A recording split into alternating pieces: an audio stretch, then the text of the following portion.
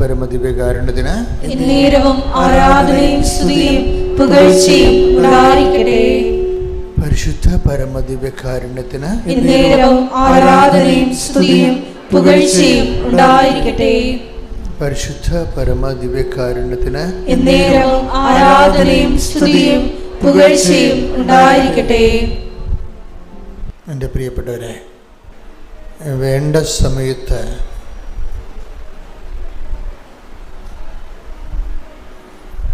കരുണയും കൃപാവരവും ലഭിക്കുന്നതിനായി നമുക്ക് കൃപയുടെ സിംഹാസനത്തെ സമീപിക്കാം. ഉടമ്പടി ജീവിതവുമായി ബന്ധപ്പെട്ട പ്രധാനപ്പെട്ട ഒരു വെളിപാട് വചനമാണിത്.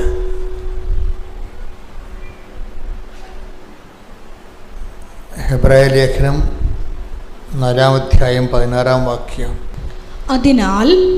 അതിനാൽ വേണ്ട സമയത്ത് കരുണയും കൃപാവരവും ലഭിക്കുന്നതിനായി നമുക്ക് പ്രത്യാശയോടെ കൃപാവരത്തിന്റെ സിംഹാസനത്തെ സമീപിക്കാം. ഇതൊരു സാധ്യതയാണ്. ഈ സാധ്യത ആദ്യം പരീക്ഷിച്ചത് പരിശുദ്ധ അമ്മയാണ്. എന്താണ് സാധ്യത? വേണ്ട സമയത്ത് വേണ്ട സമയത്ത് കരുണയും കൃപാവരവും ലഭിക്കുന്നതിനായി നമുക്ക് കൃപാവരത്തിന്റെ സിംഹാസനത്തെ സമീപിക്കാം.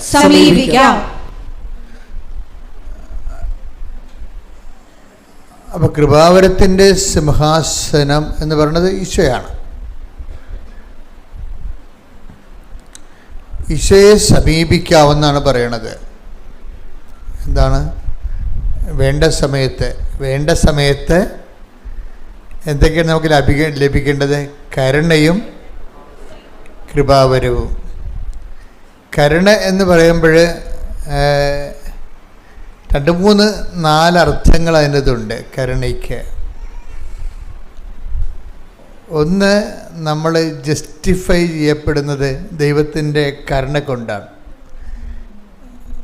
ജസ്റ്റിഫിക്കേഷൻ നിങ്ങൾക്ക് എന്തുമാത്രം മനസ്സിലാവുമെന്നറിയത്തില്ല. അതായത് കംപ്ലീറ്റ് റൈറ്റ് ഓഫ് ചെയ്യുന്നതിനാണ് ജസ്റ്റിഫിക്കേഷൻ എന്ന് പറയുന്നത്. നമ്മുടെ പാപങ്ങളും നമ്മളെ യോഗ്യമാക്കി ദൈവം അങ്ങ് ഏകപക്ഷികമായിട്ട് ദൈവം നമ്മളെ റൈറ്റ് ഓഫ് ചെയ്യും. ഇപ്പോൾ കോടിക്കണക്കിന് രൂപയുടെ കടം യാതൊരുവിധ റെമിറ്റൻസും ഇല്ലാതെ അങ്ങ് ഫ്ലാറ്റായിട്ട് റൈറ്റ് ഓഫ് ചെയ്യുന്നതിനാണ് ഒരു വ്യക്തിയെ ജസ്റ്റിഫൈ ചെയ്തെടുക്കുക. അതിനാണ് ജസ്റ്റിഫിക്കേഷൻ എന്ന് പറയുന്നത്. തിയോളജിയിലെ ഭയങ്കരമായൊരു സബ്ജക്റ്റാണത്, ജസ്റ്റിഫിക്കേഷൻ. ഈ കരുണ പലപ്പോഴും ജസ്റ്റിഫിക്കേഷനുമായിട്ട് ബന്ധപ്പെട്ടിരിക്കുന്നത്. അപ്പം ചില സമയത്ത് നമ്മളുടെ പഴയ ഫയലെല്ലാം പരിശോധിച്ചാൽ ഈ ജന്മത്ത് നമുക്ക് ദൈവം ഒരു അനുഗ്രഹം കിട്ടാനുള്ള സാധ്യത ഉണ്ടാകത്തില്ല. മനസ്സിലായില്ലേ? നമ്മുടെ പഴയ ഫയലൊക്കെ പരിശോധിച്ചാലേ ഈ ജന്മത്ത് ഒരു ഫേവർ കിട്ടാനുള്ള യാതൊരു സാധ്യത ഉണ്ടാകത്തില്ല. ഇവിടെ ദൈവത്തിൻ്റെ കരുണ വെച്ചിരിക്കുന്ന ഒരു പൊസിഷനാണ് ജസ്റ്റിഫിക്കേഷൻ. എന്നുവെച്ചാൽ എങ്ങനെയാണ് അത്? ആ ജസ്റ്റിഫിക്കേഷൻ നമുക്ക് ലഭിക്കേണ്ട വെറുതെ അല്ല, ഓശാരം കിട്ടണമല്ലത്. ദൈവം ജസ്റ്റിഫിക്കേഷന് വേണ്ടി ഒരാളെ ഉയർത്തിയിട്ടുണ്ട്. ആരാണത്? ക്രിസ്തുവിനെ. എന്നിട്ട് ക്രിസ്തുവിൻ്റെ കുരിശുരൂപം കണ്ടിട്ട് എൻ്റെ പാപങ്ങൾക്ക് പരിഹാരം അവൻ ഏറ്റെടുത്തു എന്ന് ഞാൻ വിശ്വസിക്കുമ്പോഴാണ് ജസ്റ്റിഫിക്കേഷൻ വരണത്. അത് വെറുതെ അവനല്ല, ക്രിസ്തുവിൻ്റെ പാപങ്ങൾക്ക് പരിഹാരമാണെന്ന്. അതാണ് ജസ്റ്റിഫിക്കേഷൻ ബൈ ഫെയ്ത്തായിട്ട് വരണത്, വിശ്വാസത്തിൽ നീതീകരണം വരണത്. യേശു എനിക്ക് പകരക്കാരനായി, എനിക്ക് കിട്ടേണ്ട ശിക്ഷ അവൻ ശരീരത്തിൽ ശരീരത്തിൽ ഏറ്റെടുത്തു. അതാണ് take the word of God. ശരീരത്തിൽ ശിക്ഷ വിധിച്ചു. റോമ 8:3 ശരീരത്താൽ ബലഹീനമാക്കപ്പെട്ട നിയമത്തിന് അസാധ്യമായത് ദൈവം ചെയ്തു. അവിടുന്ന് തന്റെ പുത്രനെ പാപപരിഹാരത്തിനു വേണ്ടി പാപകരമായ ശരീരത്തിന്റെ സാദൃശ്യത്തിൽ അയച്ചുകൊണ്ട് പാപത്തിന് ശരീരത്തിൽ ശിക്ഷ വിധിച്ചു. അതിനെ കുരിശുരൂപ ഇങ്ങനെ വെച്ചിരിക്കണത്. ഇപ്പം എല്ലാ മിക്ക കത്തോലിക്ക റീത്തുകളിലും കുരിശുരൂപം ഇങ്ങനെ രൂപത്തോടെ കാണിക്കും. ചില സഭകളിൽ കുരിശ് മാത്രമേ കാണിക്കത്തുള്ളൂ. ഓർത്തഡോക്സ് സഭയിലൊക്കെ കുരിശ് പീഡാനുഭവം അനുഭവിച്ച പഞ്ചക്ഷതങ്ങളെ കാണിക്കും, മുൾക്കിരീടത്തെ കാണിക്കും, തിരുവിലാലും മുറിവ് ഇങ്ങനെ തുറന്നു കിടക്കണ കാണിക്കും. എന്താ കാര്യം? ഇത് കണ്ടുകൊണ്ടാണ് അവന് ഭാവിക്കണമെന്നൊരു വചനമുണ്ട്. ആണിത് വരണത്. അവിടുന്ന് അവൻ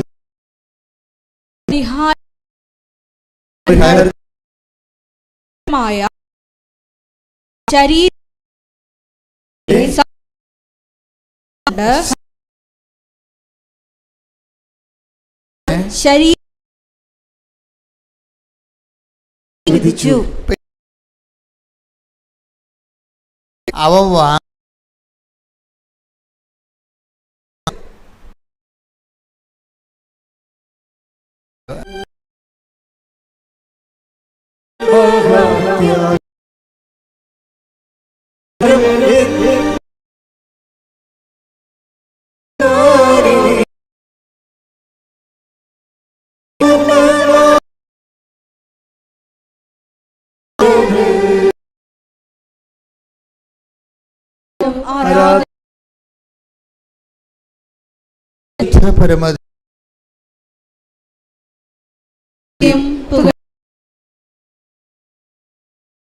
അവര് നമ്മളൊരിങ്ങനെ നോക്കിയവരല്ല, വിശ്വസിച്ചു എന്നാണ് എൻ്റെ അർത്ഥം. പറഞ്ഞ മനസ്സിലായില്ലേ? അവൻ എനിക്ക് ഞാൻ വാങ്ങിക്കാനുള്ള ശിക്ഷ അവൻ അവൻ്റെ ശരീരത്തിൽ ഏറ്റെടുത്തു. എനിക്ക് വേണ്ടി അവൻ പേയ്മെൻ്റ് നടത്തിയെന്ന്. ഞാൻ പേയ്മെൻ്റ് നടത്തുന്നതിന് പകരം എനിക്ക് വേണ്ടി അവൻ പേയ്മെൻ്റ് നടത്തി. ദൈവപിതാവിൻ്റെ തിരുസന്നിധിയിൽ പരിഹാരം ചെയ്തു. അപ്പോൾ പാപത്തിൻ്റെ ഇരുട്ടിൽ നിന്നാണ് ഞാൻ പ്രകാശത്തിലേക്ക് വരണത്. പണ്ട് മുതലേ മനുഷ്യൻ്റെ ഏറ്റവും വലിയ പ്രശ്നമാണ് ഇരുട്ട്. 5000 കൊല്ലം മുമ്പാണ് ഇന്ത്യയിൽ ഇരുട്ടിന് മാറ്റാൻ വേണ്ടി പ്രാർത്ഥിച്ചത്. ഋഷിമാരൊക്കെ പ്രാർത്ഥിച്ചില്ലേ? തമസോമ ജ്യോതിർഗമയ, ഇരുട്ടിൽ നിന്ന് ഞങ്ങളെ പ്രകാശത്തിലേക്ക് നയിക്കണമേ. കാര്യം മനുഷ്യന്മാരിവിടെ വന്ന കാലം മുതൽ ഇപ്പോൾ കുറേ ആൾക്കാർ ഈ കാബ സ്റ്റോണിനൊക്കെ കല്ലെറിയത്തില്ലേ അല്ലേ? മുസ്ലിം സഹോദരങ്ങൾ കാബ സ്റ്റോണിൽ പോയി കല്ലെറിയും, പിശാചിനെ കല്ലെറിയും. അവരതിന് ഹജ്ജിന് പോയാണ് ചെയ്യണത്. പാപത്തിൻ്റെ പരിഹാരത്തിന് വേണ്ടിയാണ് പോണത്. ഇപ്പോൾ ഈ മനുഷ്യന്മാർ ഏത് മതത്തിൽപ്പെട്ടായാലും പാപം തന്നെയാണ്, അതിന് മാറ്റമൊന്നുമില്ല.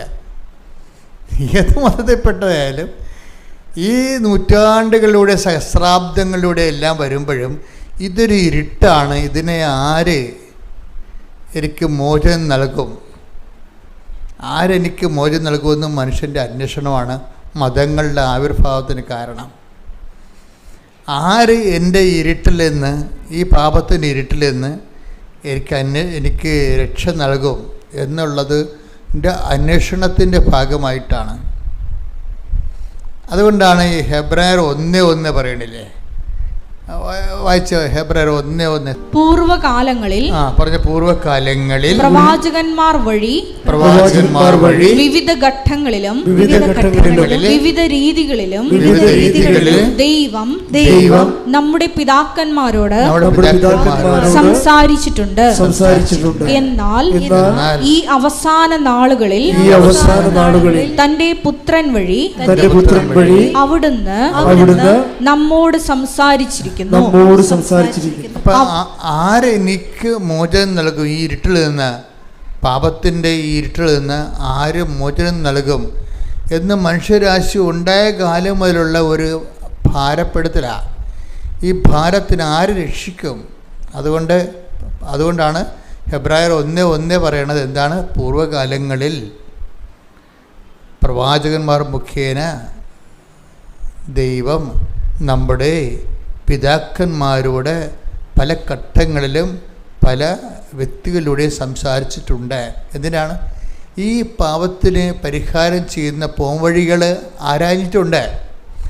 എന്നാൽ പിന്നെന്താ പറഞ്ഞ വായിച്ച്? എന്നാൽ ഈ അവസാന നാളുകളിൽ തന്റെ പുത്രൻ വഴി അവിടുന്ന് നമ്മോട് സംസാരിച്ചിരിക്കുന്നു. എപ്പോഴും നമ്മൾ ക്രിസ്തുവിലേക്ക് വരുമ്പോൾ ഈ ഫുള്ളായിട്ടുള്ള റിസൾട്ട് കിട്ടണമെങ്കിലേ, ഇപ്പം ചില ബാറ്ററി ഇല്ലേ, അത് ചില ടോർച്ചൊക്കെ പണ്ടുണ്ടായിരുന്നു, ഇപ്പം ഒന്നുമില്ല. എവറഡിയുടെ ഒരു ടോർച്ചൊക്കെ ഇല്ലായിരുന്നു പണ്ട്. അപ്പോൾ അവർ എവറഡിയുടെ ടോർച്ച് ഇതിൻ്റെ പരസ്യം എന്താണ്? Four best result use Eveready battery. അവിടെ ഞാൻ ഇപ്പോൾ ഓർക്കുന്നുണ്ട്, ഞാൻ കുഞ്ഞുനാളിൽ കേട്ട പരസ്യമാണ്. അത് ഈ ടോർച്ചിന് റിസൾട്ട് വരണമെന്നുണ്ടെങ്കിൽ നിങ്ങൾ തോഷിബ എന്നൊക്കെ തോഷിബയൊക്കെയാണ് ഉണ്ടായിരുന്നത്. തോഷിബ ബാറ്ററി ഉപയോഗിച്ചാൽ പറ്റത്തില്ല, ഇതിന് എവറിയുടെ ബാറ്ററി തന്നെ ഉപയോഗിക്കണമെന്ന് പറഞ്ഞിരിക്കണം. ഈ ക്രിസ്തുവിൻ്റെ ബെസ്റ്റ് റിസൾട്ട് നിങ്ങളീ പറഞ്ഞ IELTS വസ്തു വിൽപ്പനയൊന്നുമല്ല, അതൊക്കെ ക്രിസ്തു ഇല്ലെങ്കിൽ നമുക്ക് കിട്ടുന്നതാണ്. അതിൻ്റെ കൂടെ നൽകുന്ന, എപ്പോഴും ഞാൻ പറയും, അതിൻ്റെ കൂടെ നൽകുന്ന ഉൽപ്പന്നങ്ങളാണ്. ക്രിസ്തുവിൻ്റെ ബെസ്റ്റ് റിസൾട്ട് കിട്ടണമെങ്കിൽ എന്ത് കിട്ടണമെന്നറിയാമോ? പാപത്തിന് പരിഹാരമായിട്ട് അവൻ ചെയ്തു എന്ന് നമ്മൾ വിശ്വസിക്കണം. എനിക്ക് കിട്ടേണ്ട ശിക്ഷ അവൻ വാങ്ങിച്ചു, എനിക്ക് പകരക്കാരനായി അവനത് റീഫണ്ട് ചെയ്തിരിക്കുന്നു. എനിക്ക് വേണ്ടി പരപിതാവിൻ്റെ തിരുസന്നിധിയിൽ അവൻ പരിഹാരം ചെയ്തു. അപ്പം ഞാൻ സ്വതന്ത്രനായി. അതാണ് ക്രിസ്തു പുത്രൻ നിങ്ങളെ സ്വതന്ത്രരാക്കിയാൽ നിങ്ങൾ യഥാർത്ഥ take the bread of God. ശ്രുതിക്കട്ടെ ഹല്ലേലൂയ. യോഹന്നാൻ 8:36. അതുകൊണ്ട് പുത്രൻ നിങ്ങളെ സ്വതന്ത്രരാക്കിയാൽ നിങ്ങൾ യഥാർത്ഥത്തിൽ സ്വതന്ത്രരാകും. അപ്പൊ ഒന്നിനു പറഞ്ഞേ, പുത്രൻ നിങ്ങളെ സ്വതന്ത്രരാക്കിയാൽ നിങ്ങൾ യഥാർത്ഥത്തിൽ സ്വതന്ത്രരാകും. ഈ സ്വാതന്ത്ര്യത്തെ തന്നെ ഈ ബൈബിളിൻ്റെ ഒരു പ്രശ്നം എന്ന് പറയണത്, ബൈബിള് സത്യവേദ പുസ്തകമാണ്. അത് സത്യമേ ഈ സംഭവം പറയത്തുള്ളൂ. സ്വാതന്ത്ര്യം എന്ന് പറഞ്ഞാൽ പറയുന്ന ആൾക്കാർ ബൈബിൾ പറയും ഡ്യൂപ്ലിക്കേറ്റ് ഉണ്ടാകും കേട്ടാന്ന് പറയും. സ്വാതന്ത്ര്യത്തിനും ഇപ്പം മൗണ്ട് ബാറ്റൻ പ്രഭു 1947 ആഗസ്റ്റ് 15 രാത്രി നമുക്ക് എഴുതി തന്നിട്ടുള്ള ഒരു സ്വാതന്ത്ര്യമുണ്ട്. അതെന്താണ്? രാഷ്ട്രീയ സ്വാതന്ത്ര്യം നമ്മൾ പറയും, പക്ഷേ ബൈബിൾ പറയും അത് ഡ്യൂപ്ലിക്കേറ്റാണ്. എന്താ കാര്യം? ആ സ്വാതന്ത്ര്യം സംരക്ഷിക്കാൻ വേണ്ടി നമ്മൾക്ക് എത്രയാണ്? 8 ലക്ഷം പട്ടാളക്കാരെ വെച്ചിരിക്കുകയാണ്. അതിർത്തിയിൽ റാഫേലും അതുപോലെ തന്നെ എന്തെല്ലാം യുദ്ധവിമാനങ്ങളും 6 വിമാനവാഹക കപ്പൽ കടലിൽ നമ്മുടെ 120 യുദ്ധവിമാനങ്ങളെയും കയറിക്കൊണ്ട് കടലിൽ കിടക്കുകയാണ്. എന്തിനാണ്? ഈ മൗണ്ട് ബാറ്റൻ എഴുതി തന്നിരിക്കുന്ന സ്വാതന്ത്ര്യം സംരക്ഷിക്കാൻ. അതാണ് വിഷയം. അപ്പോൾ ബൈബിൾ പറയും അതൊക്കെ ഡ്യൂപ്ലിക്കേറ്റ് സ്വാതന്ത്ര്യങ്ങളാണ്. മനസ്സിലായ? അപ്പോൾ അത് കണ്ണ് വെട്ടിക്കഴിഞ്ഞാൽ അവർ വന്ന് നമ്മുടെ ജീവനും ഞൊട്ടിക്കൊണ്ട് പോകും. അപ്പോൾ അതിനൊക്കെ ഇതുപോലുള്ള ഭയങ്കര വിജിലൻസ് വേണ്ടി വരും എന്ന് പറയും. അതുകൊണ്ടാണ് ബൈബിൾ പറയണത് യഥാർത്ഥ സ്വാതന്ത്ര്യമുണ്ട്, പിന്നെ യഥാർത്ഥമല്ലാത്ത ടെമ്പററായിട്ടുള്ള സ്വാതന്ത്ര്യങ്ങളുമുണ്ട്. ടെമ്പററായിട്ടുള്ള ഭൗതിക സ്വാതന്ത്ര്യങ്ങൾക്ക് ഒരു സ്വാതന്ത്ര്യം കിട്ടുമ്പോൾ അതിൻ്റെ ഒരു 10 അടിമത്വം വേറെ കൊണ്ടുവരും. അതിൻ്റെ കൂടെ ഒരു സ്വാതന്ത്ര്യം നമ്മൾ നേടണമെങ്കിൽ അതിൻ്റെ കൂടെ തന്നെ 10 അടിമത്വം അതിൻ്റേതായിട്ടുള്ള ഈ കട്ടും മട്ടും എന്ന് പറഞ്ഞ പോലെ കുറേ സംഭവം നമ്മൾ അനുഭവിക്കേണ്ടി വരും. ഞാനൊക്കെ പഠിക്കണ കാലത്ത് ഇപ്പം ഇങ്ങനെ ഈ മേശ ഡെസ്കായിട്ട് നോക്കി കഴിഞ്ഞാൽ ഉണ്ടല്ലോ, പേന ഉപയോഗിക്കാൻ തുടങ്ങിയത് 5ാം ക്ലാസ്സിൽ വെച്ചാൽ 5 ക്ലാസ്സിൽ പേന ഉപയോഗിക്കാൻ തുടങ്ങിയത്. അപ്പോൾ പേന ഉപയോഗിക്കാൻ തുടങ്ങുമ്പോൾ ഈ അന്ന് ഡെസ്ക് നോക്കിയാൽ മനസ്സിലാകും, നിറച്ച് മഷിയായിരിക്കും. എന്താ കാര്യം? ഈ പില്ലറിൻ്റെ പേന കൊണ്ട് നിറപ്പിച്ചിട്ട് ഇത് കണക്ക് എഴുതിക്കൊണ്ടിരിക്കുന്ന സമയത്ത് തെളിയ സംഭവം. പിന്നെ എന്ത് ചെയ്യും? ഉടനെ കുടയാണ് ഇവിടെ കൊടുക്കുന്നത്, താഴെയും കുടയും ഡെസ്കേലും കുടയും. ഇപ്പം ഡെസ്കെല്ലാം വൃത്തിയാണ്. എന്താ കാര്യം? ആ നിബ്ബ് പേനയുടെ കാലം കഴിഞ്ഞു. അന്ന് അതേ ഉണ്ടായിരുന്നുള്ളൂ, അത് നമ്മൾ യൂസ് ചെയ്തു. പിന്നീടാണ് ബാൾ പെൻ വന്നത്. ഇപ്പോൾ പുടച്ചൊന്നുമില്ല. അപ്പോൾ ഇങ്ങനെ ഓരോരോ കാലത്ത് ഓരോരോ സംഭവങ്ങൾ വരും. അപ്പം സ്യൂട്ടബിൾ ആയതുകൊണ്ട് നമ്മൾ അപ്പം ഉപയോഗിക്കുന്നു. മനുഷ്യരാശി വീണ്ടും നന്മയ്ക്ക് പുതിയതിന് വേണ്ടിയും കുറച്ചുകൂടി ഫലപ്രദമായതിനു വേണ്ടി മുന്നോട്ട് പോയിക്കൊണ്ടിരിക്കുന്നു. ഇങ്ങനെ ഒരു കൊണ്ടുപോക്കിലെ സ്വാഭാവികമായിട്ട് വെച്ച് മാറൽ ഇങ്ങനെ കാലത്തിലൂടെ ഇങ്ങനെ വെച്ച് മാറൽ നടന്നുകൊണ്ടിരിക്കും. വെച്ച് മാറാൻ പറ്റാത്ത ഒരു സംഭവം എന്താണ്? ക്രിസ്തു മാത്രമാണ്. കൈയടിച്ച് ശ്രുതിക്കട്ടെ. ഹല്ലേലൂയ ഹല്ലേലൂയ ഹല്ലേലൂയ ഹല്ലേലൂയ. രക്ഷ നൽകപ്പെട്ട ഒരേ ഒരു നാമമാണ് അവിടുത്തേതെന്ന് ഞങ്ങൾ ഏറ്റുപറയുന്നു. ഹല്ലേലൂയ ഹല്ലേലൂയ.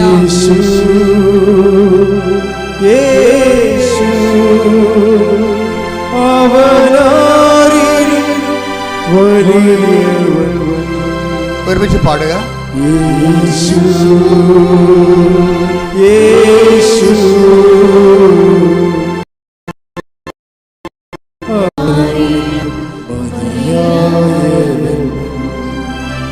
യേശു യേശു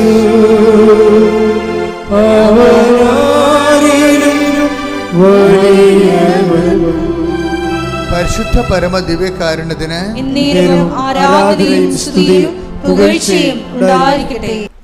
ഞാൻ മനസ്സിലാക്കിയിരിക്കുന്നത് ഒരു മനുഷ്യൻ്റെ ഏറ്റവും വലിയ ദുരന്തം ഈ ഭൂമിയിലെന്ന് പറയുന്നത്, ഏറ്റവും വലിയ ദുരന്തങ്ങളുടെ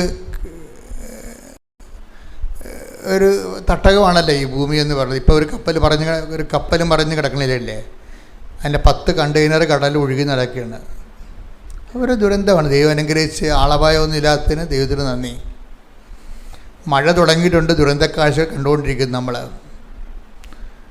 അപ്പം ഇങ്ങനെ ദുരന്തങ്ങൾ ഇവിടെ സുഖവും സന്തോഷവും ഉള്ള പോലെ തന്നെ ദുരന്തങ്ങളും അതിൻ്റെ കൂടപ്പിറപ്പായിട്ട് ഇങ്ങനെ വന്നുകൊണ്ടേയിരിക്കും. ഇപ്പം ഇതിങ്ങനെ ഓരോ കാലത്ത് ഇപ്പം നമ്മൾ ഓരോരോ കാലങ്ങളിൽ ഓരോരോ കാര്യങ്ങൾക്ക് വേണ്ടി നമ്മൾ ക്രിസ്തുവിനെ അന്വേഷിക്കുന്നുണ്ടെങ്കിലും ഇവിടെ ദുരന്തങ്ങൾ ഒന്നിനു പിറകെ ഒന്നായിട്ട് പലതരത്തിലുള്ള ദുരന്തങ്ങളുണ്ടെങ്കിലും ശരിക്കും പറഞ്ഞാൽ ഏറ്റവും വലിയ ക്യാപിറ്റൽ ട്രാജഡി കലാമിറ്റി, ഒരു CC എന്ന് പറയാവുന്ന ക്യാപിറ്റൽ കലാമിറ്റി എന്ന് വെച്ചാൽ എന്താണ്? ഒരു മനുഷ്യൻ ക്രിസ്തുവിനെ പൂർണ്ണമായിട്ട് അറിയാതെ മരിച്ചു പോണതാണ്. പ്രാർത്ഥിക്കുക. കർത്താവായ ദൈവമേ, നിന്നെ പൂർണ്ണമായി അറിയാനുള്ള എൻ്റെ ആഗ്രഹത്തെയും എൻ്റെ അവകാശത്തെയും നീ ആത്മജ്ഞാനം നൽകിക്കൊണ്ട് അഭിഷേകം നൽകണമേ. ശ്രുതിക്കട്ടെ. ഹല്ലേലൂയ. മഹത്വം മഹത്വം. ആരാധന ആരാധന. ദൈവപിതാവേ നന്ദി. ദൈവപിതാവേ മഹത്വം. ദൈവപിതാവേ ആരാധന. ഹല്ലേലൂയ ഹല്ലേലൂയ ഹല്ലേലൂയ. ദൈവശികൊണ്ട് യേശുവേ ആരാധന ആരാധന ആരാധന യേശുവേ ആരാധന. പരിശുദ്ധ പരമ ദിവ്യകാരുണ്യത്തിന് എന്നേരവും ആരാധനയും സ്തുതിയും പുകഴ്ചയും ഉണ്ടായിരിക്കട്ടെ.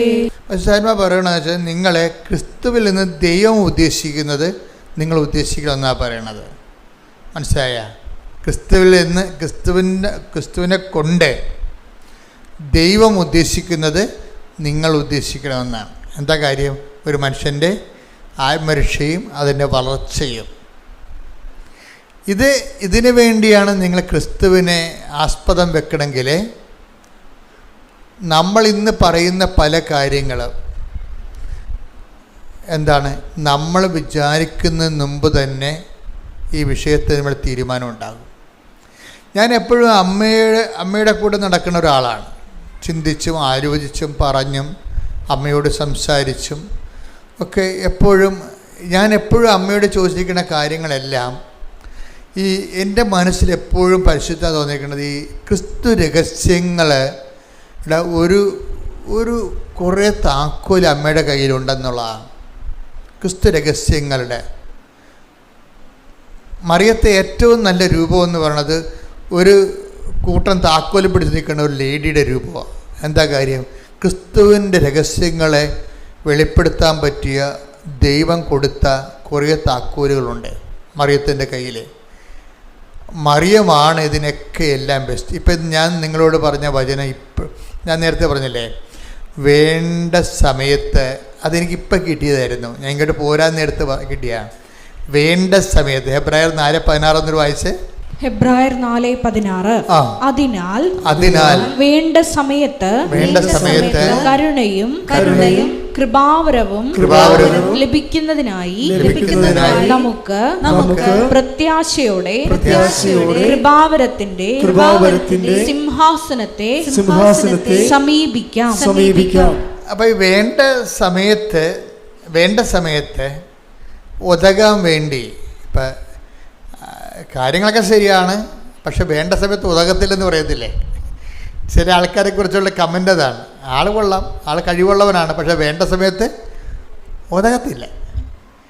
അതാ മനുഷ്യരാശിൻ്റെ നമുക്ക് എല്ലാവരുമൊക്കെ ഉണ്ടാകും, നമുക്കും ആസ്തി പദ്ധതിയൊക്കെ ഉണ്ടാകും, പക്ഷെ വേണ്ട സമയത്ത് നമുക്ക് ഉതകത്തില്ല.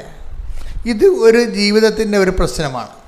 വേണ്ട സമയത്ത് എല്ലാവരും ഉണ്ട്, പക്ഷെ വേണ്ട സമയത്ത് ഉതകത്തില്ല. അതുകൊണ്ടാണ് മനുഷ്യൻ പറയണത് അകലത്തെ ബന്ധുവിനേക്കാൾ നല്ലതാണ് അയലത്തെ ശത്രു. അത് വേണ്ട സമയത്ത് ഉതകണം അവനായിരിക്കും, ബന്ധുവൊക്കെ ആയിരിക്കും, പക്ഷേ വേണ്ട സമയത്ത് വേണ്ട സമയത്ത് എന്ന് പറയണത് ആണ് ഉതകണമെങ്കിൽ വേണ്ട സമയത്ത് തന്നെ ഉതകണം. അത് കഴിഞ്ഞിട്ട് ഉതകിയിട്ട് കാര്യമില്ല. ഇപ്പം ഒരു ചേട്ടൻ ഒരു ദിവസം എന്നോട് പറഞ്ഞേ, എൻ്റെ അച്ഛാ ഇതിനിപ്പം നമ്മുടെ മെഡിക്കൽ സ്റ്റോറിൽ ഒക്കെ വളരെ വില കുറവാണ് ഈ മരുന്നിന്. പക്ഷേ എൻ്റെ അമ്മയ്ക്ക് ഈ രോഗം വന്നപ്പോഴേ ഈ മരുന്ന് ജർമ്മനിയിലേ ഉണ്ടായിരുന്നുള്ളൂ.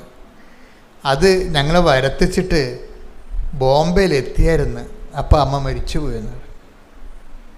വേണ്ട സമയത്ത് ആ മരുന്നുണ്ട്, അവരെത്തിച്ചതാണ്. ഇന്ന് ഈ ചന്തയിൽ ഇങ്ങനെ ഏത് വിളച്ചെന്ന് ചോദിച്ചാലും കിട്ടണ മരുന്ന് ഒരു കാലത്ത് അന്ന് അയാൾ കരയണ സങ്കടപ്പെട്ട് പറഞ്ഞാണ് ഈ മരുന്ന് ഇന്നത്തെ പോലെ അവസാനം ഉണ്ടായെങ്കിൽ എൻ്റെ അമ്മ ഇന്നും ഉണ്ടായനാണ്. എൻ്റെ കാര്യത്തിൽ വേണ്ട സമയത്ത് അത് ഉതകില്ലെന്ന് അയാൾ പറയണത്. അപ്പോൾ എന്തുകൊണ്ട് ഇല്ല എന്നല്ല പ്രശ്നം, വേണ്ട സമയത്ത് ഉതകുകയാണ്. അപ്പോഴീ വേണ്ട സമയത്ത് നമുക്ക് ഉതകാൻ വേണ്ടിയാണ് ദൈവം എന്താണ് ക്രിസ്തുവിനെ അയച്ചിരിക്കുന്നത്. ഫ്രീഡില്ലേ? ക്രിസ്തുവിനെ അയച്ചതിൻ്റെ ഒരു ലക്ഷ്യം എന്താ? വേണ്ട സമയത്ത് നമുക്ക് ഉതകുക, വേണ്ട സമയത്ത് വേണ്ട കാര്യത്തിന് ഉതകുക. അതുകൊണ്ട് എന്താ പറയണത്, അതിന് നമുക്ക് കുറേ സാധനങ്ങൾ വേണം. ഒന്ന്, വേണ്ട സമയത്ത് ഉതകണമെങ്കിൽ എന്ത് ചെയ്യണം? നമുക്ക് കുറേ കാര്യം റൈറ്റ് ഓഫ് ചെയ്ത് കളയണം. അതാണ് വേണ്ട സമയത്ത് കരുണ കിട്ടണം. കരുണയെന്ന് പറഞ്ഞാൽ എന്താണ്? മേഴ്സി എന്ന് വെച്ചാൽ ഗ്രേസാണ് കരുണ. ഗ്രേസ് എന്ന് പറയുന്നതിൻ്റെ ഉദ്ദേശം രണ്ട് കാര്യങ്ങളാണ്. ഒന്ന്, ഗ്രേസ് ഒരു ഫ്രീ ഗിഫ്റ്റാണ്. ക്രിസ്തുവിലൊരു ആൾ വിശ്വസിക്കുമ്പോൾ തന്നെ ദൈവം അലോട്ട് ചെയ്യുന്നതാണ് ദൈവത്തിൻ്റെ പവർ ഓഫ് ഗോഡ് എന്ന് പറയുന്നത്. ഇതിൻ്റെ ഏറ്റവും വലിയ ഗുണമെന്ന് പറയുന്നത് പാപം ചെയ്യാതിരിക്കാനുള്ള കഴിവാണ്. നമ്മൾ അതിനെക്കുറിച്ച് ചിന്തിക്കാറ് പോലും ഇല്ല. നമ്മൾ കൃപാവരം എന്നൊക്കെ പറയുമെങ്കിലും കൃപാവരത്തിൻ്റെ അൾട്ടിമേറ്റ് ഉദ്ദേശം എന്താണെന്നറിയാമോ? ദൈവം ഉദ്ദേശിക്കണത് പാപം ചെയ്യാതിരിക്കാനുള്ള കഴിവാണ്. ബാക്കിയെല്ലാം ഇത് ഈ ഒരു സ്റ്റാറ്റസ് കിട്ടിയാൽ ബാക്കിയുള്ളതൊന്നും പ്രശ്നമല്ല. ഈ ഗ്രേസിൻ്റെ വരപ്രസാദത്തിൻ്റെ ഏറ്റവും വലിയ ഇഫക്റ്റ് എന്ന് പറയുന്നത് ഒന്ന് പാപം ചെയ്യാതിരിക്കാനുള്ള കഴിവാണ്. കാര്യം പാപമാണ് ഈ രൂപത്തിലാക്കി ക്രിസ്തുവിനെ പോലും ആക്കി കളഞ്ഞിരിക്കുന്നത്. അപ്പോൾ ഇത് രണ്ടും കൂടി ഒരുമിച്ച് പോകത്തില്ല. ഇപ്പോൾ ഒരു പാപകരമായ ജീവിതവും ക്രിസ്തുവുള്ള ജീവിതവും തമ്മിൽ ഒരുമിച്ച് പോകത്തില്ല. നിങ്ങൾ ആരും അങ്ങനെ വിചാരിക്കരുത്. അതുകൊണ്ട് തന്നെ ഈ കാര്യത്തിലൊക്കെ ഒരു തീരുമാനം വരണം. എന്തുമാത്രം ഉടമ്പടി പുരോഗമിക്കുന്നു അത്രയും നമ്മൾ വിശുദ്ധിയിൽ വളരാൻ വേണ്ടിയുള്ള ദൈവത്തിൻ്റെ പദ്ധതികളോട് സഹകരിക്കുകയാണ്. പറഞ്ഞേ, എന്തുമാത്രം നമ്മൾ ഉടമ്പടിയിൽ പുരോഗമിക്കുന്നു അത്രയും നമ്മൾ വിശുദ്ധി വളരാനുള്ള ദൈവത്തിന്റെ പദ്ധതികളോട് സഹകരിക്കുകയാണ്. ദൈവത്തിന്റെ ഒരു പദ്ധതി കൊണ്ട് എന്താണ് കാര്യം? നമ്മൾ വിശുദ്ധിയിൽ വളരണം. അപ്പോൾ ആ പദ്ധതിയോടുള്ള സഹകരണമാണ് ഈ ഉടമ്പടി. അമ്മ എന്താ ചെയ്യണത്? ഈ വേണ്ട സമയത്ത്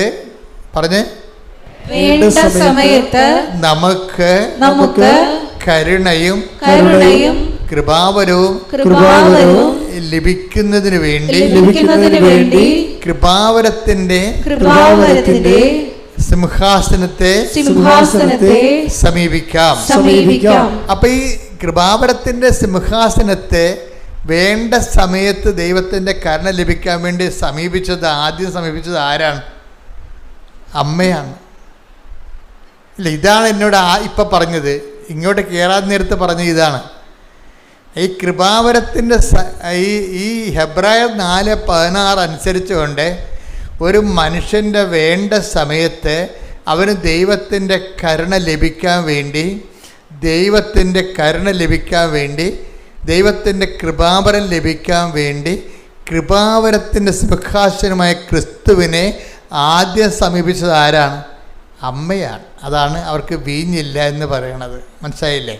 ആദ്യത്തെ സമീപനമാണ്.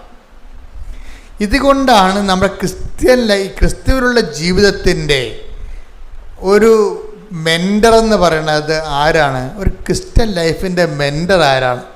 മറിയമാണ് ശരിക്കും. ഇപ്പം ഞാൻ നിങ്ങളുടെ ആദ്യം പറഞ്ഞ വചനമുണ്ടല്ലോ, എന്താണ്? ഹെബ്രായർ 1:1 ഒന്നുകൂടി വായിച്ചേ. പൂർവകാലങ്ങളിൽ പ്രവാചകന്മാർ വഴി വിവിധ ഘട്ടങ്ങളിലും വിവിധ രീതികളിലും ദൈവം നമ്മുടെ പിതാക്കന്മാരോട് സംസാരിച്ചിട്ടുണ്ട്. എന്നാൽ ഈ അവസാന നാളുകളിൽ തന്റെ പുത്രൻ വഴി അവിടുന്ന് നമ്മോട് സംസാരിച്ചിരിക്കുന്നു. അപ്പൊ ഇത് നമ്മൾ അതായത് ഈ വികസനത്തിന്റെ അവസാന വണ്ടി എന്ന് പറഞ്ഞിട്ട് ഞങ്ങള് നമ്മുടെ AK ആന്റണി സാറ് മുഖ്യമന്ത്രിയായിരുന്ന കാലത്ത് ഇവിടെ കുറച്ച് വികസനങ്ങളുടെ പദ്ധതികൾ ഗവൺമെൻറ് അനൗൺസ് ചെയ്തിരുന്നു. ഇപ്പം ഇവിടെ എന്ത് വികസനം കൊണ്ടുവന്നാലും പ്രതിപക്ഷത്തിരിക്കുന്നവർ ചവിട്ടിത്താത്തുകയും പൊടി പിടിക്കുകയും അത് നശിപ്പിക്കുകയും കേരളത്തിനെ പിന്നോട്ടടിക്കുകയും ചെയ്യും. ഇതൊരു സ്ഥിരം കലാപരിപാടിയായിരുന്നു പണ്ട്. അതായത് നാടിൻ്റെ പൊതു പുരോഗതിക്കാണെന്ന് പറഞ്ഞാലും ശരി, ഒരു ഭരണകക്ഷി ഒരു പദ്ധതി കൊണ്ടുവന്ന് കഴിയുമ്പോൾ മറ്റവന്മാർ ചവിട്ടിത്താത്തും. അങ്ങനെ ചവിട്ടിത്താത്തി അവസാനം ആൻ്റണി മുടിഞ്ഞ് ഇനി നടക്കത്തില്ലെന്ന് കണ്ട. ഇനി ഒന്നും ചെയ്തിട്ട് കാര്യം, ഇനി സമയം കിട്ടുന്നപ്പോൾ പുള്ളിക്കാരൻ പറഞ്ഞാണ് ഇത് വികസനത്തിൻ്റെ അവസാനത്തെ വണ്ടിയാണെന്ന്. ഞാൻ മനോരമയുടെ മെയിൻ ഹെഡിങ് ആയിരുന്നു ഇത് വികസനത്തിൻ്റെ അവസാന വണ്ടി. എൻ്റെ മനസ്സിലെന്ന് വെച്ചാൽ ഈ വചനം കേട്ടപ്പോൾ എൻ്റെ മനസ്സിൽ വന്ന ഇതാണ്, ഇത് രക്ഷയുടെ അവസാന വണ്ടിയാണ്. അത് നമ്മളോട് ആര് പറഞ്ഞാൽ പൂർവ്വകാലങ്ങളിൽ പ്രവാചകന്മാർ മുഖേന എന്ന് വായിച്ച് വിവിധ ഘട്ടങ്ങളിലും വിവിധ രീതികളിലും ദൈവം നമ്മുടെ പിതാക്കന്മാരോട് സംസാരിച്ചിട്ടുണ്ട്. എന്നാൽ ഈ അവസാന നാളുകളിൽ അവസാന വണ്ടി രക്ഷയുടെ അവസാന വണ്ടിയാണ്. എത്രയോ കാലങ്ങളായിട്ട് ദൈവം പ്രവാചകന്മാരെയും മതസ്ഥാപകരെയും എന്തുമാത്രം മതസ്ഥാപകരുണ്ടായി, എത്രയോ മതസ്ഥാപകർ ദൈവം വിട്ടു, എന്തുമാത്രം പ്രവാചകന്മാരെ വിട്ടു. ഇനി മനുഷ്യ കഥാനുഗായികളുണ്ട്, മതം സ്ഥാപിച്ചില്ലെങ്കിൽ പോലും അവരുടെ സോക്രട്ടീസിനെ പോലെയുള്ള അവരുടെ നിലപാടുകൾ കൊണ്ട് തന്നെ മനുഷ്യവംശത്തെ സത്യത്തിൻ്റെ പാതയിലേക്ക് പിടിച്ചു വലിച്ച് കൊണ്ടുവരാൻ ശ്രമിച്ചിട്ടുള്ളവരുണ്ട്, ഒത്തിരി പേരുണ്ട്. അങ്ങനെ അവസാന കാലങ്ങളിലെ എന്താണ് തൻ്റെ പുത്രൻ വഴി നമ്മളോട് സംസാരിച്ചിരിക്കുന്നത്. എന്താ പറഞ്ഞിരിക്കേണ്ടത്? ഇത് മനുഷ്യൻ്റെ രക്ഷയുടെ അവസാനത്തെ ആളാണ്. ഈ മനുഷ്യരക്ഷയുടെ അവസാനത്തെ ആളാണെന്ന് നമ്മളോട് പുതിയ നിയമത്തിൽ പറഞ്ഞിരിക്കുന്നത് ആരാണ്? അമ്മയാണ് പറഞ്ഞിരിക്കുന്നത്. അതാണ്, ഇത് രക്ഷയുടെ അവസാനത്തെ ആളാണ്. ഇത് ലോകത്തിന് പരിചയപ്പെടുത്തി കൊടുത്തത് മറിയമാണ്. ഇതുകൊണ്ടാണ് ഏറ്റവും ബെസ്റ്റ് ക്രിസ്ത്യൻ മെൻറ്റർ, അതായത് ഒരു ക്രിസ്ത്യൻ ഒരു വിശ്വാസ ജീവിതത്തിന് നമ്മളെ സഹായിക്കുന്ന ഫസ്റ്റ് മെൻറ്റർ എന്ന് പറയുന്നത് മറിയമാണ്. ഈ മറിയത്തിൻ്റെ വായിൽ നിന്നാണ് പരിശുദ്ധാത്മാവ് എങ്ങനെയാണ് ക്രിസ്തുവിനെ സ്വീകരിക്കുന്നതിൻ്റെ ഫണ്ടമെൻ്റൽ ഫോർമുല വെളിപ്പെടുത്തിയിരിക്കുന്നത്. എങ്ങനെയാണ് ഒരു വ്യക്തി നമ്മുടെ ജീവിതത്തിലേക്ക് ക്രിസ്തുവിനെ ഇടപെടുത്തുന്നതിന് എന്താണ് നമുക്ക് ചൂണ്ടിക്കാണിക്കാം. യോഹന്നാൻ പറയും this is the love of God. Yohannan 1:29. അടുത്ത ദിവസം യേശു തന്റെ അടുത്തേക്ക് വരുന്നത് കണ്ട് അവൻ പറഞ്ഞു ഇതാ ലോകത്തിന്റെ പാപം നീക്കുന്ന ദൈവത്തിന്റെ കുഞ്ഞാട്. അപ്പൊ യോഹന്നാൻ കാണിച്ചെന്ന് ചൂണ്ടിക്കാണിക്കണ ചെയ്തത്. മറിയം ചൂണ്ടിക്കാണിക്കല്ല ചെയ്തത്. മറിയം പറഞ്ഞ് ഇങ്ങനെ ചൂണ്ടിക്കാണിക്കേണ്ട ആളല്ല ഇത്. പിന്നെ എന്താണ്? ഇത് ജീവിതത്തിലോട്ട് ക്ഷണിച്ചു വരുത്തേണ്ട ആളാണ്. ഈ ജീവിതത്തിൽ നമ്മുടെ കൂടെ ജീവിക്കേണ്ട ആളാണ്. ഈ ആൾ നമ്മുടെ കൂടെ ജീവിച്ചു കഴിഞ്ഞാൽ ഇനി ലോകത്തിലുള്ള എല്ലാ വാഗ്ദാനങ്ങളും ഇവനിലാണ്. അതെ, take the bed of God. എല്ലാ വാഗ്ദാനങ്ങളും 2 Corinthians 1:20. ദൈവത്തിന്റെ സകല വാഗ്ദാനങ്ങളും ക്രിസ്തുവിൽ അതേ എന്ന് തന്നെ. അതായത് അവസാന വണ്ടിയാണ്. അവസാന വണ്ടി എന്ന് പറയുമ്പോൾ കാലിക്കടിച്ച് വന്നിരിക്കണതല്ല, എല്ലാത്തിനും സമാധാനം പറഞ്ഞിരിക്കുന്ന, എല്ലാത്തിൻ്റെയും ആൻസറായിട്ടാണ് എൻ്റെ ഉള്ളത്. മനുഷ്യരാശി ഉഴലുന്ന ആധ്യാത്മികവും ഭൗതികവുമായിട്ടുള്ള എല്ലാത്തിൻ്റെ ആൻസറാണ്. അതാണ് ജീസസ് ഇസ് ദ ആൻസർ എന്ന് പറയുന്നത്. നമ്മൾ എടുത്ത് ചില സ്റ്റിക്കറെ കണ്ടിട്ടില്ലേ, Jesus is the answer. Jesus is the answer for all questions ആണ്. ഭൗതികവും ആത്മീയവുമായ മനുഷ്യൻ്റെ എല്ലാവിധ ആശങ്കകളുടെയും ചോദ്യങ്ങൾക്ക് ഉത്തരവാണ്. അതുകൊണ്ടാണ് 2 Corinthians 1:20 പറയണത് ക്രിസ്തു പറഞ്ഞ സകല വാഗ്ദാനങ്ങളും ക്രിസ്തുവിൽ അതേ തന്നെയാണ്. അപ്പൊ ഈ ലോകത്തിന് പറ്റിയതും വരാനിരിക്കുന്ന ലോകത്തിനുള്ള ദൈവം എന്നെല്ലാം നമുക്ക് നൽകിയിരിക്കുന്നത് വാഗ്ദാനത്തിലാണ്. ഇത് വാഗ്ദാനം മുഴുവനുമായിട്ടാണ് ക്രിസ്തുവിലെ ദൈവം ക്രോഡീകരിച്ചിരിക്കുന്നത്. ക്രിസ്തുവിനെ സ്വീകരിക്കുന്നവൻ ദൈവത്തിൻ്റെ എല്ലാ വാഗ്ദാനങ്ങളും നമ്മൾ പ്രാപിക്കുകയും ദൈവത്തിൻ്റെ എല്ലാ വാഗ്ദാനം പ്രാപിക്കുകയും. അപ്പം അതുകൊണ്ട് തന്നെ ക്രിസ്തുവിനെ സ്വീകരിക്കാൻ വേണ്ടിയുള്ള ഒരു വളരെ ലളിതമായൊരു ഫോർമുലയാണ് പരിശുദ്ധാത്മാവ് അമ്മയിലൂടെ വെളിപ്പെടുത്തുന്നത്. എന്താണ്? ക്രിസ്തുവിനെ നിനക്ക് സ്വീകരിക്കണോ? നീ ഒരു ഫ്രഷ് ഹാൻഡാണ്. നീ ആദ്യമാണ് ക്രിസ്തുവിനെ കേൾക്കുകയാണ്. Do you want to receive Jesus Christ? നിങ്ങൾക്ക് കർത്താവിനെ സ്വീകരിക്കണമെന്നുണ്ടോ? എങ്കിൽ ഇറ്റ് ഈസ് വെരി ഈസി. എന്താ ചെയ്യേണ്ടത്? എന്ത് ചെയ്യണം? നീ അവിടെ പോയി ഏതെങ്കിലും വെള്ളത്തിലോ കടലിലോ പോയി മുങ്ങേണ്ട കാര്യമില്ല. പിന്നെ എന്താ കാരണത്? നീ ഇത്രയേ ഉള്ളൂ, അവൻ പറയണ പോലെ ചെയ്യുക. വചനത്തിലുള്ള ന്യായസ്ഥാനമാണ്. ഇതൊരു ന്യായസ്ഥാനമാണ് ശരിക്കും. പക്ഷേ ആർക്കും ചെയ്യാം. ഒരു സഭയുടെ ഭാഗമാകാതെ തന്നെ നിനക്ക് ക്രിസ്തുവിനെ സ്വീകരിക്കാൻ പറ്റും. എന്താ കാര്യം? ഫ്രഷ് ഹാൻഡ്സിൻ്റെ ദൈവം നൽകുന്ന ഏറ്റവും വലിയ ഒരു ചാൻസാണ്, ഒരു ഒക്കേഷനാണ്, ഒരു ഓഫറാണ്. ഇതൊരു പുതിയ കാലത്തിൻ്റെ പുതിയ ഓഫറാണ്. എന്താണ്? നിനക്ക് നിന്നെ ക്രിസ്തുവിനെ സ്വീകരിക്കണം എങ്കിൽ അതിന് എളുപ്പമാർഗം എന്താണ്? അവൻ പറയണ പോലെ ചെയ്യുക. അവൻ പറയണ പോലെ ചെയ്യുക. ഈ ഉടമ്പടിയുടെ ഉൾക്കാമ്പെന്ന് പറഞ്ഞ ഇതാണ്. എന്താ കാര്യം? മറിയം കണ്ടെടുത്ത ക്രിസ്തുവിനെ, ഹെബ്രായർ 4:16 ക്രിസ്തുവിനെയും നമ്മൾക്ക് അക്സസറിയാക്കി തരികയാണ്. എന്ന് വെച്ച് കഴിഞ്ഞാൽ ഒത്തിരി കഷ്ടപ്പെട്ട്, കാര്യം ക്രിസ്തുവിനെ സ്വീകരിക്കുന്നത് ഒരു ദുർവഹമായ ചുമടായി മാറ്റരുതെന്ന് ക്രിസ്തുവിന് ഭയങ്കര ആഗ്രഹമുണ്ട്.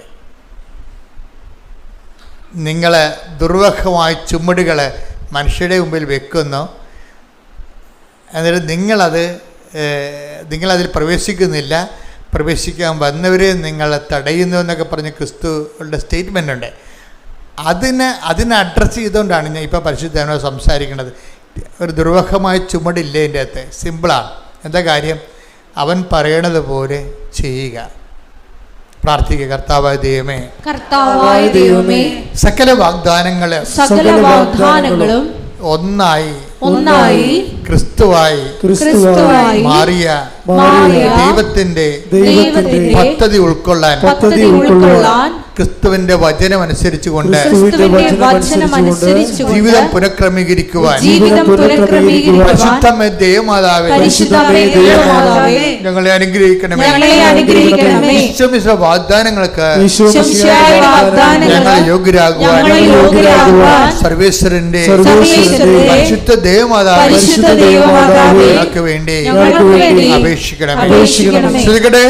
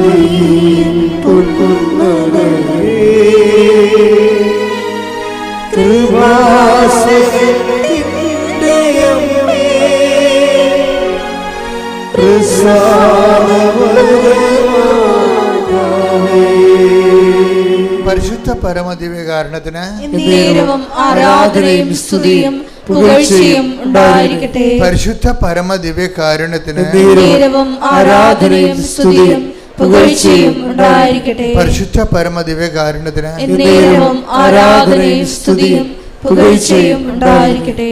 ഇത് ഞാൻ പറഞ്ഞപ്പോഴും നിങ്ങൾക്ക് കുറച്ച് പേർക്ക് സങ്കീർണമായി തോന്നിയായിരിക്കും. പക്ഷെ സങ്കീർണമായി തോന്നേണ്ട കാര്യമില്ല. ഞാൻ വളരെ ലളിതമായിട്ടാണ് സംസാരിച്ചത്. ഈ വിഷയം ഭയങ്കര ടോപ്പായിട്ടുള്ള കോംപ്ലിക്കേറ്റഡ് ആയിട്ടുള്ള സബ്ജക്റ്റ് ആണെങ്കിലും ഞാൻ നിങ്ങളോട് സംസാരിച്ചത് എന്താണ്? അവൻ പറയണ പോലെ get Jesus and get saved. Receive Jesus and get saved. യേശുവിനെ സ്വീകരിക്കുക, നിത്യരക്ഷ പ്രാപിക്കുക. അതിനെന്ത് ചെയ്യണം? അവൻ പറഞ്ഞതുപോലെ ചെയ്യുക. ഇത്രേ ഞാൻ പറഞ്ഞുള്ളൂ. ഓക്കെ അല്ലേ? ഈ ദിവസങ്ങളിൽ നമ്മുടെ കുട്ടികളുടെ കുറച്ച് സാക്ഷ്യം ഉണ്ടായിരുന്നു. വളരെ നിഷ്കളങ്കമായ സാക്ഷ്യം. ഞാൻ സാധാരണ കുട്ടികളുടെ സാക്ഷ്യം എടുക്കാറില്ല. കാര്യം അവരെ പലപ്പോഴും മുതിർന്നവരെ പോലെയും ഉടമ്പടിയുടെ മെക്കാനിസമൊക്കെ മനസ്സിലാക്കിയിട്ട് ആക്ടിവേറ്റ് ചെയ്യുന്നവരല്ല. അവർ തിരികെത്തിച്ച് പ്രാർത്ഥിച്ച് അങ്ങനെ ഓരോ കാര്യങ്ങൾ ചെയ്ത് ആ പഴയ പ്രാർത്ഥനയുടെ ആ ഒരു മേഖലയിൽ തന്നെ ജീവിക്കുന്ന ആൾക്കാരാണ്. അല്ലാതെ അവൻ പറയണ പോലെ ചെയ്ത് ആ ഫോർമുല ഉപയോഗിച്ച് ടൈം ഷോർട്ടനിങ് നടത്തുക, ലൈറ്റ് വെയിറ്റിംഗ് ഉണ്ടാക്കുക, നോട്ട് ബൈ മിനിറ്റ് വർക്ക് ചെയ്യുക, അങ്ങനെയൊക്കെ ചിന്തിച്ച് ആലോചിച്ചല്ല ഇവർ ഉടമ്പടിയിൽ ഇൻവെസ്റ്റ് ചെയ്യണത്. ഒരു സാധാരണ കാഷ്വലായിട്ട് ആർക്കും ഇൻവെസ്റ്റ് ചെയ്യാൻ പറ്റുന്ന രീതിയിലാണ് ഈ 18 വയസ്സുകാരും. അപ്പോൾ അവരുടെ സാക്ഷ്യങ്ങൾ ഞാൻ അങ്ങനെ കാര്യമായിട്ട് എടുക്കത്തില്ല. അപ്പോൾ ഇപ്പോഴേ ഈ പരീക്ഷക്കാലമായതുകൊണ്ടാണ് ഈ ടൈമിൽ കുറച്ച് പരീക്ഷ സാക്ഷ്യങ്ങളുണ്ട്. അപ്പോൾ ഈ ഒരു സാക്ഷ്യം എന്ന് പറയണത് ഒരു 10-18 പിള്ളേർ ഒരുമിച്ച് ഒരു സാക്ഷ്യം പറഞ്ഞൊരു ദിവസം. ഒരേ പ്രായത്തിലുള്ള അവർ BSc നേഴ്സിംഗ് സ്റ്റുഡൻസാണ്. BSc നേഴ്സിംഗ് സ്റ്റുഡൻസിൻ്റെ ആന്ധ്രയിൽ നഴ്സിംഗ് കോളേജിൽ പഠിക്കുന്ന കുട്ടികളാണ്. അപ്പോൾ അവരെ സാക്ഷ്യം അവതരിപ്പിക്കുന്ന രീതികൾ നിങ്ങൾ കണ്ടു കാണും. ആ സാക്ഷ്യം കേട്ടത് കൈപൊക്കിക്ക് ഉണ്ട്. Super, thank you. 4% ആൾക്കാർ സാക്ഷ്യം കേൾക്കുക. ആ സാക്ഷ്യത്തിൻ്റെ ഘടകങ്ങൾ നോക്കണം നല്ലതായിരിക്കും. ഇപ്പോൾ സാക്ഷ്യം ശരിക്കും പറഞ്ഞാൽ ആന്ധ്രയിലെ കുട്ടികൾ അവർ പറയുന്ന ഒന്നാമത്തെ കാര്യം, ഞങ്ങൾ അവരുടെ പരാതി നോട്ട് ബൈ മെറിറ്റ് അവർ പറയണതാണ്. അവരുടെ മെറിറ്റ് എന്ന് വെച്ച് കഴിഞ്ഞാൽ അവർക്ക് മെറിറ്റില്ല. എന്താ കാര്യം? ഒന്ന്, അവരെല്ലാവരും ആവറേജ് സ്റ്റുഡൻസാണ്. അതാണ് അവരുടെ മെറിറ്റ്. യോഗ്യതയില്ല, കരകയറാനുള്ള സാധ്യത വളരെ കമ്മിയാണ്. അതുകൊണ്ടാണ് അവർ പറയുന്നുണ്ടത് ഞങ്ങളെല്ലാം ആവറേജ് സ്റ്റുഡൻസാണെന്ന്. രണ്ടാമത്തത് അവരുടെ ഒരു ഡീമെറിറ്റ്. അതാണ്ട് ഡീമെറിറ്റ്സിൻ്റെ വരുന്ന കീഴാണ് കാര്യം. നോട്ട് ബൈ മെറിറ്റ് എന്ന് പറയുമ്പോൾ നമ്മളെപ്പോഴും ഡീമെറിറ്റ് പരിശോധിക്കണം. അയോഗ്യത എന്തൊക്കെയാണ്? ഒന്നാമത്തെ എന്താണ് അയോഗ്യത? എന്താണ്? ആവറേജ് സ്റ്റുഡൻസാണ്. രണ്ടാമത്തെ അവിടെ അയോഗ്യത, അവരെ ഒരു ഇതുപോലെ അവരുടെ കൂട്ടത്തിൽ സീനിയറായിട്ടുള്ള കുറച്ച് ഇൻ്റലക്റ്റ് ആയിട്ടുള്ള കുറച്ച് നഴ്സുമാരുണ്ടായിരുന്നു, ചേച്ചിമാർ.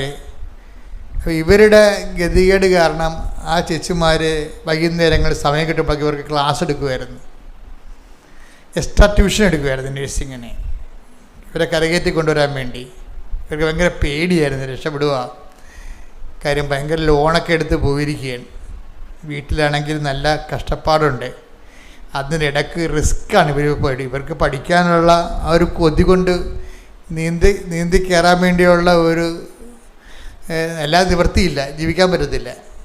പപ്പായും മമ്മിയും കുറച്ചും വയസ്സാകും. കുടുംബത്തെ മുന്നോട്ട് പോകണമെങ്കിൽ ഞങ്ങളെ എന്തെങ്കിലും പോയി രക്ഷപ്പെടണം. അതുകൊണ്ട് പഠിക്കാതിരിക്കാനും പറ്റത്തില്ല, പഠിക്കാനുള്ള കഴിവുമില്ല, അതിനുള്ള കാശുമില്ല. അപ്പോൾ അങ്ങനെ വന്ന് എങ്കിലും ഇവർ ബാങ്കിൽ നിന്നൊക്കെ പൈസ എടുത്ത്, പക്ഷെ അത് അവർക്ക് തികഞ്ഞില്ല. സാമ്പത്തികമായിട്ട് അവർക്ക് ഡീമെറിറ്റുണ്ട്, തികഞ്ഞില്ല. അതുകൊണ്ട് അവസാനം അവർ പറയുന്നുണ്ട്, ഞങ്ങളുടെ അവസ്ഥ മനസ്സിലാക്കിയിട്ട് ഞങ്ങളുടെ കൂട്ടുകാർ ഞങ്ങളെ വിളിച്ച് ചോദിക്കുന്നുണ്ടായിരുന്നു, നിങ്ങൾക്ക് പരീക്ഷയ്ക്ക് ഫീസിൻ്റെ സമയമായല്ലോ, പൈസ വല്ലതും വേണ്ടി വരുമോ എന്ന്. അതാണ് ഉടമ്പടി എടുക്കുമ്പോൾ ഉണ്ടാകുന്നൊരു ഹെൽപ്പിങ്. അതാണ് ദൈവം മറ്റുള്ളവരെ ഹെൽപ്പ് ചെയ്യും. ഇവർക്ക് പരീക്ഷ ഫീസ് അടക്കാൻ കാശില്ല, പക്ഷെ അവർ ചോദിക്കാതെ തന്നെ മറ്റുള്ളവർ ഇവരോട് പറയുകയാണ്. അപ്പോൾ അതൊരു ഡീമെറിറ്റ്സാണ് ഇതിൻ്റെ അകത്ത്. പണം പഠിക്കാനുള്ള പൈസ ഇല്ലാതെ വരുന്നത്. രണ്ടാമത്തെ എന്താണ്? മാർക്കില്ല. മൂന്നാമത്തത് ഇവരുടെ ഡീമെറിറ്റ്സ് എന്ന് പറയണത്, ഇവരൊരു മെൻറ്ററിനെ പോലെ പഠിപ്പിച്ചുകൊണ്ടിരുന്ന സീനിയേഴ്സുണ്ട്. സീനിയേഴ്സിൻ്റെ ഡ്യൂട്ടി ടൈം മാറിപ്പോയി. ഇവർ ഫ്രീ ആകുമ്പോൾ അവർ ഫ്രീ ആകത്തില്ല, അവർക്ക് ഡ്യൂട്ടി ആവും. അത് പരീക്ഷയുടെ സമയം വന്നപ്പോഴാണ് ഇങ്ങനെ വന്ന ഒരു പ്രശ്നം വന്നത്. യുദ്ധം നടക്കാൻ പോകുമ്പോഴാണ് കുതിരപ്പടയാളികളെ കാണാതിരിക്കണമെന്ന അവസ്ഥയാണ്. യുദ്ധം നടക്കാൻ പോകുമ്പോഴാണ് കാണാത്തത്. ഇപ്പോൾ ഈ പരീക്ഷ തുടങ്ങണ ഒരു 2 ആഴ്ചയായപ്പോൾ തന്നെ ഡ്യൂട്ടി ടൈമെല്ലാം ചേഞ്ച് ചെയ്തു പോയി. ഇവരെ തമ്മിൽ പോലും കാണാൻ പറ്റാത്ത അവസ്ഥയായി. 3 ഡീമെറിറ്റ്സ് വന്നു. ഇപ്പോൾ ഈ 3 ഡീമെറിറ്റ്സ്, ഒന്ന് സാമ്പത്തികമാണ്, രണ്ടാമത്തത് അവരുടെ ആവറേജ്, മൂന്നാമത്തത് അവരെ പഠിപ്പിച്ച ആളിൻ്റെ ഡ്യൂട്ടി മാറി, എല്ലാം ഒന്നിനൊന്ന് താഴേക്ക് തട്ടി താഴേക്ക് പോണ അവസ്ഥയാണ്. ഈ ഡീമെറിറ്റ്സിലാണ് ഇവർ ഉടമ്പടി ചെയ്യണത് മാതാവുമായിട്ട്. ഇതിൽ മാതാവിനോട് പറയാം, അമ്മേ ഇത്രയും പ്രശ്നങ്ങളുണ്ട്, കര കയറിയില്ലെങ്കിൽ ഞങ്ങളുടെ കുടുംബം തീർന്ന്, കര കയറാനുള്ള അമ്പയറുമില്ല, അപ്പം അമ്മ മാത്രമേ അഭയമുള്ളൂ. ഇതാണ് നോട്ട് ബൈ മെറിറ്റ് എന്ന് പറയുന്ന സംഭവം. അപ്പോൾ ഇവർക്കിങ്ങനെ ഇത് പഠിപ്പിക്കാൻ ആരുമില്ലാത്തത് കൊണ്ട്, അവർക്ക് പല ചാപ്റ്റേഴ്സും മനസ്സിലാകാത്തത് കൊണ്ട് ഇവർ പരീക്ഷയുടെ ദിവസം രാത്രിയായപ്പോൾ പഠിത്തം നിർത്തിയവർ. കാര്യം ഇനി മുന്നോട്ട് നീന്തിയാൽ കയറത്തില്ലെന്ന് പറയും. അപ്പോൾ നീന്തി പോകുമ്പോൾ നമ്മൾ തളരത്തില്ലേ. അപ്പോൾ ചില ആൾക്കാർ വലിയൊരു രക്ഷിക്കണമെങ്കിൽ കൈപൊക്കാൻ വേണ്ടി കൈപൊക്കി കാണിച്ചിട്ട് ചിലപ്പോൾ രക്ഷിക്കും, ചിലരെങ്കിൽ മുങ്ങിപ്പോവും. അങ്ങനെയാണ്. അതുപോലെ ഇവർക്ക് പഠിക്കാൻ പറ്റാത്ത കണ്ടീഷനായി. അപ്പോൾ ഇവരെന്നാ ചെയ്ത്, ഹോസ്റ്റലിൽ മാതാവിൻ്റെ രൂപത്തിൻ്റെ മുമ്പിൽ എല്ലാവരും കൂടി ഇത് കരഞ്ഞ് അവരുടെ ജീവിത പ്രശ്നം കേൾക്കണമേ. അപ്പം അവരുടെ വിരുദ്ധ പ്രശ്നം അവരുടെ പ്രശ്നമാണ് ശരിക്കും, അത് അവർക്ക് വലിയ പ്രശ്നമാണത്. അമ്മ പറഞ്ഞു, അമ്മ അല്ലാതെ വേറെ ഒരു മാർഗ്ഗമില്ല, ഞങ്ങൾ ഇങ്ങനെ സിങ്കായിക്കൊണ്ടിരിക്കുകയാണ്, ഈ പരീക്ഷ അമ്മ എഴുതണം, ഞങ്ങൾ അമ്മ തോറ്റ പോലെ ഞങ്ങൾ കണക്കാക്കുമെന്ന്. പ്രാർത്ഥനയൊക്കെ ഭയങ്കര രസമാണ്, ഇവരുടെയൊക്കെ പ്രാർത്ഥന രസമാണ് കേൾക്കാൻ. അതായത് ഈ പരീക്ഷ അമ്മ എഴുതണം, ഞങ്ങൾ അമ്മ തോറ്റ പോലെ കണക്കാക്കും. അപ്പം അമ്മ തോക്കരുത്. അപ്പം പട്ടാങ്ങിയാണ് ശരിക്കും പറഞ്ഞാൽ, അവസാനം പട്ടാങ്ങിയാണ്. ആ പ്രായക്കാരുടെ ഒരു പ്രാർത്ഥനയല്ലേ, നിവർത്തിയില്ല വരുമ്പോൾ എല്ലാവരും ഇങ്ങനെ പ്രാർത്ഥിച്ചു പോകും. പക്ഷെ അതിൻ്റെ അകത്ത് വരുന്ന ഒരു എളിമയുണ്ട്, ഒരു വിനയമുണ്ട്. ദൈവതിരുസന്നിധിയിൽ കൊണ്ടുവന്ന് വാൾ വെച്ച് കീഴടങ്ങുകയാണ്. എന്താണ്? ഞങ്ങൾ തോറ്റാൽ അമ്മ തോറ്റപ്പോയാവും, ഞങ്ങൾക്ക് വേറെ അമ്മയല്ലാതെ വേറെ ഇത് എപ്പോഴും നമ്മൾ ശ്രദ്ധിക്കേണ്ട വിഷയമാണ്.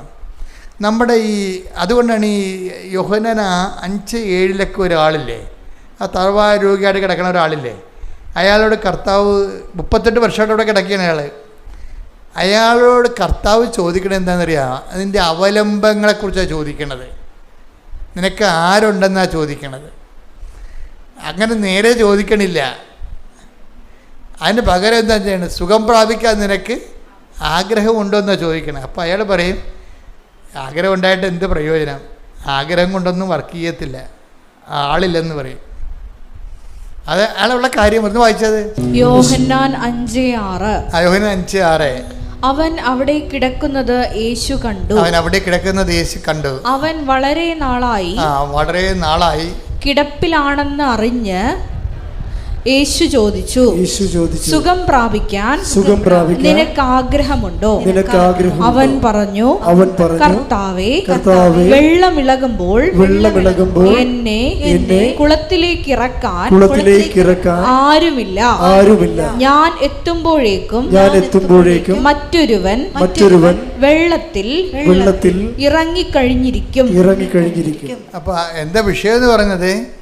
ഇയാളെ സുഖം പ്രാപിക്കാൻ നിനക്ക് ആഗ്രഹമുണ്ടോ എന്ന് ചോദിക്കുമ്പോൾ അയാൾ പറയുന്ന മറുപടി എന്താണ്?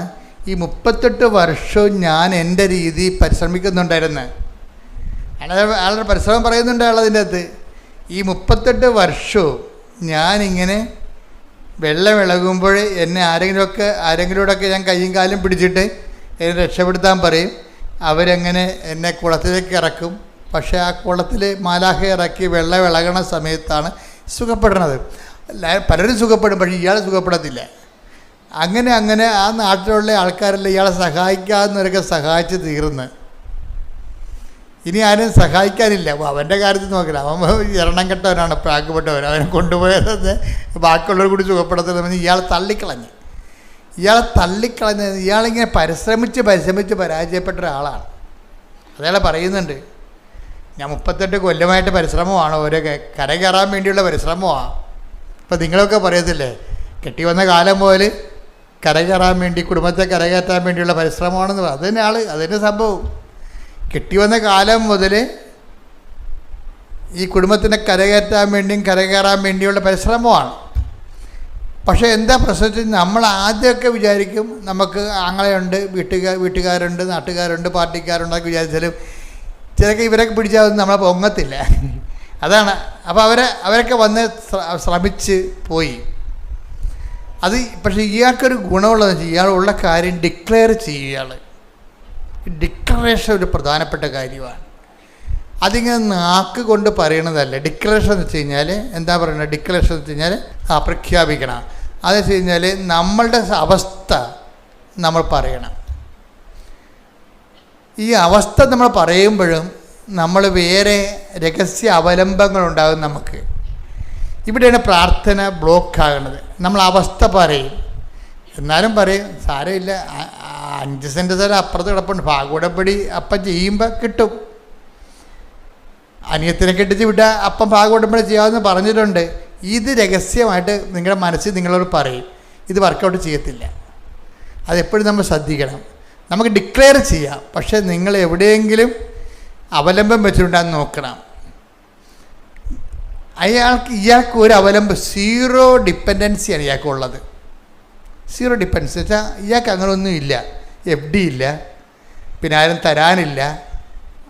തരാനില്ല, ആരോടും ചോദിക്കാനുമില്ല. ആരോടും എല്ലാവരും ചോദിച്ച് ഇയാൾ രക്ഷപ്പെടുത്താൻ വേണ്ടി പരിശ്രമിച്ച് മടുത്ത ആൾക്കാരെ ആ നാട്ടിലുള്ളൂ. പക്ഷേ ഇയാൾ എന്ത് ചെയ്യും? ഡിക്ലെയർ ചെയ്യുമ്പോൾ ആത്മാർത്ഥമായി ഡിക്ലെയർ ചെയ്യും. എന്താ പറയണത്? വെള്ളം ഇളകുമ്പോൾ എൻ്റെ ഗതികേടാണ്, വല്ലാത്ത ഗതികേടാണ് എനിക്ക്. എന്താണ്?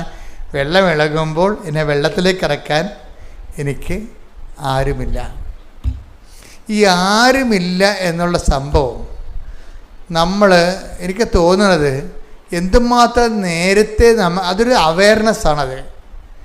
നമ്മൾ ആരും ഇല്ലെന്ന് പറഞ്ഞാലും നമ്മൾ പറയും എന്തെങ്കിലും ഉണ്ടാകുമെന്നുള്ള ചിന്തയാണ് നമുക്ക് മനസ്സിലുള്ളത്. പക്ഷെ കാലാന്തരത്തിലെ അനുഭവം കൊണ്ട് മാത്രമേ നമ്മൾ ഈ അവയർനെസ് ഉണ്ടാകത്തുള്ളൂ. എന്താണ്? സത്യം പറഞ്ഞാൽ മനുഷ്യന് ആരുമില്ല. ഞാൻ എപ്പോഴും നിങ്ങളോട് പറയണതാണ്, എല്ലാവരും ഉള്ളപ്പോഴും ആരുമില്ലെന്നുള്ള ബോധത്തിലേക്ക് നമ്മൾ വരണം. എന്നുവെച്ചാൽ ഒരു കടുത്തൊരു വിഷയം വന്നാൽ നിങ്ങളുടെ കൂടെ 3-ാം ദിവസം 2-ാം ദിവസമൊക്കെ വീട്ടിൽ ഉറക്കം നിൽക്കാൻ ആശുപത്രി നിൽക്കാൻ ആളുണ്ടാവും, 3-ാം ദിവസം ആളും ഉണ്ടാകത്തില്ല. ഈ നമ്മൾ ആദ്യത്തെ ഒരു സംഭവമാണ് ഈ പറയണത്. നിങ്ങൾക്ക് എന്തെങ്കിലും സംഭവിച്ചു കഴിഞ്ഞാൽ 1-ാം ദിവസവും 2-ാം ദിവസവും നിങ്ങളവർക്കും നിങ്ങളുടെ മക്കളുണ്ടാകുന്നു.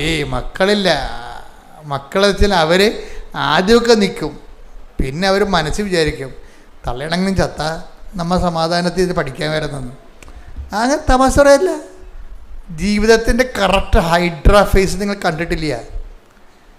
ഇവരെല്ലാം രഹസ്യമായിട്ട് മനസ്സിൽ വിചാരിക്കും മക്കളാണ് സ്വന്തം.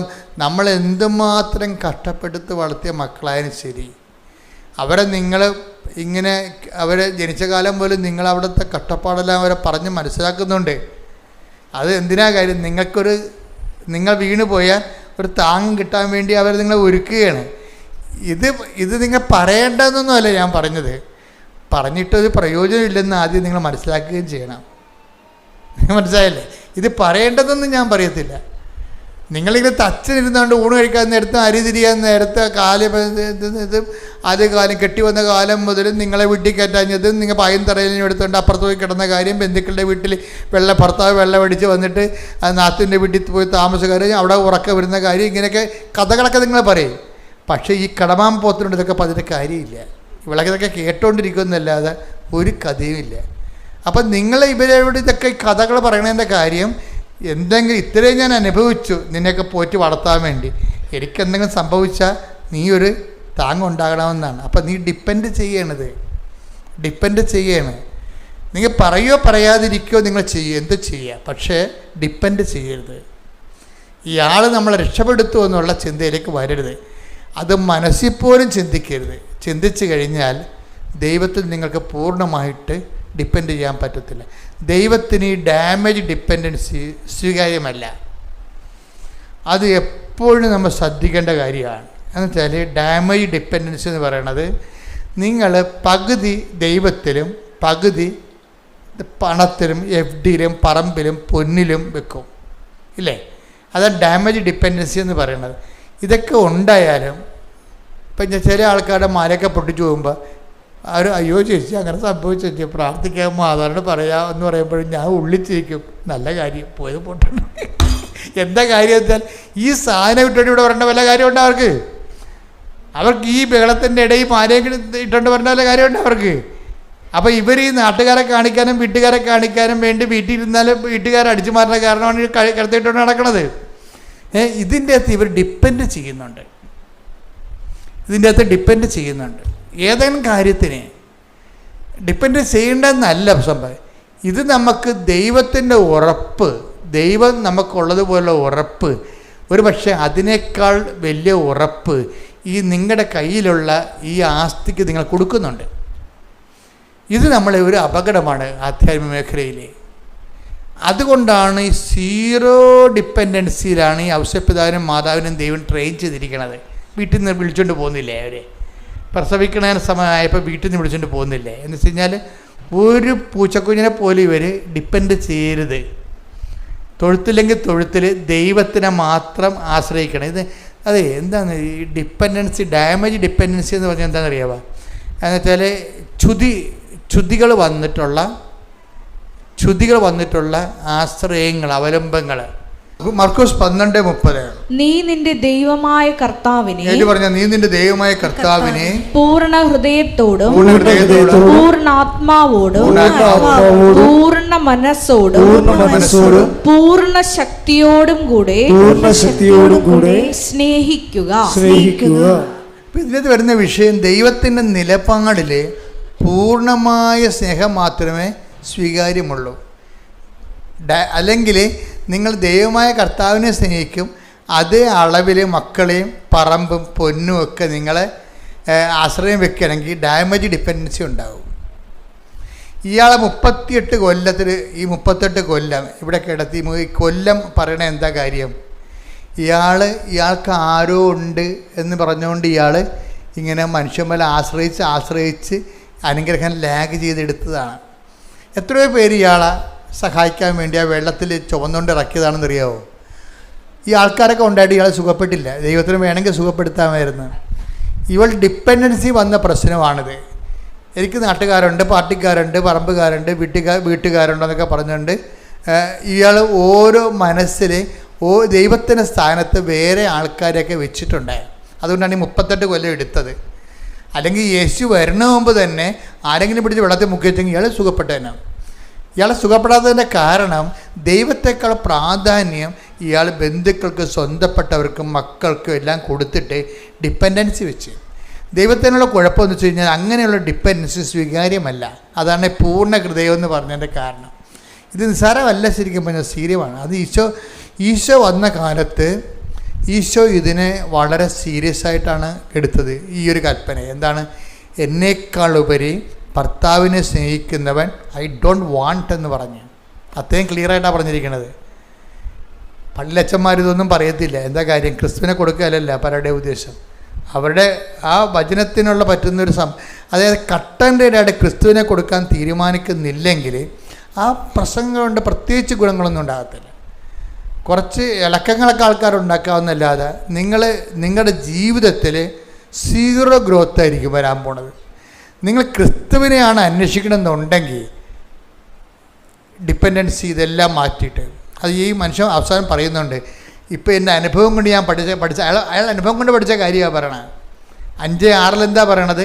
വെള്ളം ഇളകുമ്പോൾ എന്നെ വെള്ളത്തിലേക്ക് ഇറക്കാൻ ഇനി ആരുമില്ല എന്നുള്ളതാണ്. ഉണ്ടായിരുന്ന ആൾക്കാരൊക്കെ ചെയ്ത് പരിശ്രമിച്ച് പരാജയപ്പെട്ട് പോയി, പിന്തിരിഞ്ഞു പോയി. ഇയാളെ രക്ഷപ്പെടുത്താൻ വേണ്ടി പരിശ്രമിച്ച് പരാജയപ്പെട്ട് പിന്തിരിഞ്ഞു പോയി ആൾക്കാരെല്ലാം. ഇനി ആരും ഇല്ലെന്നാണ് പറയണത്. അപ്പം അങ്ങനെ ഒരു 0 അയാളെ കൊണ്ടുവരുമ്പോൾ അയാളത് ഡിക്ലെയർ ചെയ്യും. ഈ പെൺപിള്ളേരുടെ ഗുണം ഇതാണ്. അവർ ഡിക്ലെയർ ചെയ്ത് എന്താണ് പറയുന്നത്? അവർ പറഞ്ഞത് അതായത് അവർ അമ്മയോട് പറയുന്നുണ്ട്, അമ്മേ സത്യം പറഞ്ഞ അമ്മയല്ലാതെ ഞങ്ങൾക്ക് ആരുമില്ല ഡിക്ലെയർ ചെയ്യും. അതായത് നമ്മൾ അമ്മയുണ്ട്, ഉടമ്പടി എടുത്തിട്ടുണ്ട്, യുദാസൻ്റെ പുണ്യാൻ്റെ അടുത്ത് നൊവേനം നടന്നിട്ടുണ്ട്. അയ്യോ എന്തുമാത്രം മനുഷ്യരാണെന്നറിയാമോ? അങ്ങനെ കറങ്ങി നടക്കും. കർക്കസ്ഥാനിയുടെ ഭയങ്കര ബഹളമല്ലേ ഇവിടെ. അവരെല്ലായിടത്തും കൊണ്ട് അക്കൗണ്ട് തുറക്കും. അത് എവിടെ നിന്നാണ്? ഇനി കൃപാസത്തിൽ നിന്നാണ്, ഇനി യുദാസൻ്റെക്ക് എന്നാണ്, അന്തൂരിതിലേക്ക് എന്നാണ് അറിയത്തില്ല. അതുകൊണ്ട് എല്ലായിടത്തും കൊണ്ട് പണി വയ്ക്കും. എല്ലാവരും കൊണ്ട് നിങ്ങളുടെ പണിയുകയും ചെയ്യും. എന്താ കാര്യം? നിങ്ങൾ ഫ്രോഡാണെന്ന് ദൈവത്തിന് അറിയാം. അതാ വിഷയം. അത് യുദാസായാലും അന്തൂരിസായാലും അമ്മയായാലും കാര്യം കണ്ടാൽ മതി എന്നുള്ള രീതിയിലാണ് നിങ്ങൾ നിലപാട് പ്രഗ്മാറ്റിക്കാണ്. അതുകൊണ്ട് നിങ്ങൾ ഫ്രോഡാണെന്ന് ദൈവം ബ്രാൻഡഡ് ആയിട്ടുണ്ട്. അപ്പം അതുകൊണ്ട് എപ്പോഴും ദൈവത്തിരുസന്നിധി വരുമ്പോൾ വളരെ സൂക്ഷിച്ച് വേണം കൈകാര്യം ചെയ്യാൻ. പ്രത്യേകിച്ച് ഉടമ്പടി നിങ്ങൾ ചെയ്തിരിക്കുന്നത് ഒരു പ്രാർത്ഥനയല്ല, ബയലാറ്ററൽ എഗ്രിമെൻ്റാണ്, ദൈവമായിട്ടൊരു എഗ്രിമെൻ്റാണ്. ഈ എഗ്രിമെൻറ്റിൽ ആദ്യമേ ഡിക്ലെയർ ചെയ്യേണ്ടത് എന്താണ്? ഞാൻ ഉടമ്പടി എടുക്കേണ്ട കാരണം എന്ന് വെച്ച് കഴിഞ്ഞാൽ ഉടമ്പടിയിലോട്ട് എനിക്ക് പ്രാർത്ഥിച്ചാൽ മതിയായിരുന്നു. പലരോടും പ്രാർത്ഥിക്കുന്ന വ്യക്തിയാണെങ്കിൽ നിനക്ക് പ്രാർത്ഥിച്ചാൽ മതി. പക്ഷെ ഉടമ്പടി വരുമ്പോൾ ബാക്കിയെല്ലാം കട്ട് ചെയ്ത് കളയണം നീ. എന്താ കാര്യം? ഉടമ്പടി അവസാനത്തെ ഓപ്ഷനാണ്. എല്ലാം പരാജയപ്പെട്ട് കഴിയുമ്പോൾ, സമയവും നിന്നെ തോൽപ്പിച്ച് കഴിയുമ്പോഴാണ് നീ ഉടമ്പടിയിലോട്ട് വരണത്. ഉടമ്പടിയിലോട്ട് വന്നിട്ട് നിങ്ങൾ അവിടെ ഇവിടെയും പോയി ഡിപ്പെൻഡൻസി കാണിച്ചു കഴിഞ്ഞാൽ സ്വാഭാവികമായിട്ട് ഉടമ്പടിക്ക് അവിശ്വസ്തത വരും. നിങ്ങൾക്ക് വരികയൊക്കെ ചെയ്യാം, അതൊന്നും പ്രശ്നമൊന്നുമില്ല. കാര്യം എന്താ പ്രശ്നം വെച്ചാൽ നമ്മൾ ശ്രദ്ധിക്കേണ്ടത് ഉടമ്പടി ഒരു നിവൃത്തിയില്ലാത്തവൻ്റെ അവസാനത്തെ ഓപ്ഷനായിട്ടാണ് ഇത് വരണത്. അപ്പോൾ അങ്ങനെ വരുമ്പോൾ അങ്ങനെ ആയിരിക്കണം. എന്നിട്ട് നിങ്ങൾ ഇതിൻ്റെ അകത്ത് ഫുൾ എനർജി ഇൻവെസ്റ്റ് ചെയ്യണം. രോഗികളെ പോയി കാണുകയും അതുപോലെ തന്നെ വെയിലും മഴയും കൊണ്ടിട്ട് കർത്താവിൻ്റെ വചനങ്ങൾ പ്രഘോഷിക്കുകയും ജനങ്ങൾക്ക് കർത്താവിനെ കൈമാറുകയും ചെയ്തുകൊണ്ട് ജീവിത വ്രതമായിട്ടെടുക്കുക. അല്ലാതെ രാവിലെ എഴുന്നേറ്റൊരു പ്രാർത്ഥന, നീലത്തിരി കത്തിച്ച് രാത്രി ഒരു പ്രാർത്ഥന, അത്രയേ ഉള്ളൂ. അതല്ല, കുറച്ച് പ്രേക്ഷിത പ്രവർത്തനം ചെയ്യണം. അതൊക്കെ ഞാൻ ഇപ്പം ചെയ്യുന്നു, ഇപ്പം തന്നെ ഞാൻ ചെയ്യുന്നുണ്ടെന്ന് പറയും. ഇവരൊന്നും കേൾക്കത്തില്ല. എന്നിട്ട് ഇവരെന്തെങ്കിലും കാട്ടിക്കൂട്ടി ഒപ്പിച്ചുണ്ടാക്കും ഉടമ്പടിയിൽ. അതുകൊണ്ടാണ് ദൈവം നിങ്ങളെ സ്വീകരിക്കാത്തത്. ഇയാൾ ഡിക്ലെയർ ചെയ്യണം, കണ്ടില്ലേ? വെള്ളം ഇളകുമ്പോൾ എന്നെ കുളത്തിലേക്ക് ഇറക്കാൻ ഇനി ആരും അവശേഷിക്കണില്ല, ഞാൻ പൂർണ്ണമായി അങ്ങേ അവലംബം ചെയ്യുന്നു. അത് തന്നെയാണ് ഈ കുഞ്ഞുങ്ങൾ പറയണത്. കുഞ്ഞുങ്ങളെന്താ പറയണത്? ഇനി അമ്മയേ ഉള്ളൂ. എന്നിട്ട് അമ്മയോട് ഇവർ പറയണ ഒരു എഗ്രിമെൻറ്റിലെത്തും. ഉടമ്പടിക്കുള്ള ഗുണമെന്ന് പറയണത് ദൈവവും നമ്മളും തമ്മിൽ സംസാരിക്കാൻ പറ്റുന്നു എന്നുള്ളതാണ് എൻ്റെ ഉടമ്പടിയല്ലേ. അപ്പോൾ ഏറ്റവും വലിയ അനുഗ്രഹം എന്ന് പറയണത് ഈ ദൈവവുമായിട്ട് കമ്മ്യൂണിക്കബിൾ ആവും ദൈവം. എന്ന് പറയാം, അമ്മേ ഞങ്ങളുടെ അവസ്ഥ ഞങ്ങൾ തോറ്റപ്പെട്ട ആൾക്കാരെ പോലെ തോക്കുയർത്തി ഞങ്ങൾ സമ്മതിച്ചു, ഇനി അമ്മയാണ് ഞങ്ങളൊക്കെ രക്ഷിക്കേണ്ടത്. ഞങ്ങളൊരു കാര്യം ചെയ്യും. എന്താണ്? ഞങ്ങൾ 20 ക്വസ്റ്റ്യൻ ഉണ്ടാക്കും ഓരോ വിഷയത്തിനും. അമ്മയായിട്ടൊരു ഡിസ്കസ് ചെയ്യണേ. ഞങ്ങൾ ഓരോ വിഷയത്തിനും 20 ക്വസ്റ്റ്യൻ വെച്ചുണ്ടാക്കും. ഞങ്ങൾക്ക് ജയിക്കാനുള്ള മാർക്ക് അമ്മ അതിൽ നിന്ന് തന്നെ ചോദിപ്പിക്കണം. അതാണ് വിഷയം. അപ്പോൾ വിശ്വാസം കുറച്ചുകൂടി കടുത്ത രീതിയിലേക്കാണ് കൊണ്ടുവരുന്നത് പിള്ളേർ. എന്താ കാര്യം? ഞങ്ങൾ ഓരോ സബ്ജക്റ്റിനും 20 ക്വസ്റ്റ്യൻ വെച്ച് ഉണ്ടാക്കും. എന്നിട്ട് ഞങ്ങൾ ജയിക്കാനുള്ള മാർക്ക് ഞങ്ങൾ അമ്മയ്ക്ക് തന്നിട്ടുള്ള ചോദ്യത്തിൽ തന്നെ ചോദിപ്പിക്കണം. അതാണ് വിഷയം. അമ്മ കെട്ടിലാണ് പരിപാടിയാണ്. പക്ഷേ അവർ ആ രീതിയിലുള്ള ബന്ധത്തിലെത്തി. കറക്റ്റ് ഉടമ്പടിയിലാണ് അവർ. ഉടമ്പടിയിലാണോ ഇല്ലയെന്ന് പറയുന്നത് ഈ ഡിപ്പെൻഡൻസി കൊണ്ട് അമ്മയോടിങ്ങനെ സ്വതന്ത്രമായിട്ട് സംസാരിക്കാൻ പറ്റുന്നൊരു ബന്ധം ഉണ്ടാക്കുക നമ്മളാദ്യം. കുട്ടികൾ അതാണ് ചെയ്തത്. ആ ബന്ധം ഉണ്ടാക്കിയെടുത്ത് അവർക്കിപ്പോൾ അമ്മയോട് സംസാരിക്കാൻ പറ്റുന്ന രീതിയിലാക്കിയിട്ടുണ്ട്. അപ്പം അതുകൊണ്ട് ഇനി ഈ രീതിയിലാണ് അവർ പ്രാർത്ഥിച്ച് മുന്നോട്ട് പോണത്. അവരെന്നിട്ട് ഉപ്പില്ലേ, ഉപ്പ് കൊണ്ടുവന്ന് എന്നിട്ട് ഇവരുടെ കൂടെയുള്ളൊരു 10-23 പെന്തക്കോസ്ത പിള്ളേരുണ്ട് ആന്ധ്രയിൽ. ഇപ്പം നഴ്സുമാരെ പഠിക്കണം. അവരോട് ഒന്നും പറഞ്ഞ് ഞങ്ങൾക്ക് ഞങ്ങൾ 20 ക്വസ്റ്റ്യൻ ഉണ്ടാക്കിയിട്ടുണ്ട്, ഞങ്ങൾ അമ്മയോട് പറഞ്ഞിട്ടുണ്ട്, അമ്മ ഇതിൽ നിന്ന് മാത്രമേ ഞങ്ങളോട് ചോദിപ്പിക്കത്തുള്ളതെന്നും പറഞ്ഞിട്ടുണ്ട്. അപ്പം നിങ്ങളെ നോക്കി വെച്ചേക്കാൻ പറയും. ആ പെന്തക്കോസ്തുകാർക്കുണ്ട്, അമ്മ ഉണ്ട്. അവർക്ക് അറിയത്തില്ലല്ലേ ഈ സഭകളിലുണ്ടാകുന്ന വലിയ സഭകൾക്ക് അവർക്ക് അറിയാൻ പാടാത്ത കാര്യത്തിൽ അനുഭവമില്ലെന്നാണ് അവർ പറയണത്. എല്ലാവരും കുറ്റം പറയാൻ പറ്റത്തില്ല, അവർക്ക് അനുഭവമില്ലല്ലോ. ഈ ലൂർദായാലും ഫാത്തിമായാലും ഇതെല്ലാം പ്രത്യക്ഷപ്പെട്ടിരിക്കണം. എല്ലാം കത്തോലിക്ക മേഖലകളിലാണ് ഇതെല്ലാം അമ്മയുടെ പ്രത്യക്ഷീകരണം മുഴുവനും നടന്നിരിക്കണം. മുഴുവനും അംഗീകരിക്കണില്ല എന്നുണ്ടെങ്കിൽ അനുഭവം ഉണ്ടാകത്തില്ല ഒരിക്കലും. അപ്പോൾ അവർക്ക് ആ അനുഭവമില്ല. അവർ പറയും ഞങ്ങൾക്ക് ഇതിനെക്കുറിച്ച് വിശ്വാസമില്ലെന്ന് പറയും. അപ്പോൾ അവർ പറയും ഞങ്ങൾ അമ്മ തന്ന ചോദ്യങ്ങളൊന്നും നോക്കി വെക്കുക, അതിന് പ്രശ്നമൊന്നുമില്ലല്ലോ. അപ്പോൾ അവർക്ക് ആ ചോദ്യം കൊടുത്ത് പറയും. എന്നിട്ട് എന്ത് ചെയ്യും?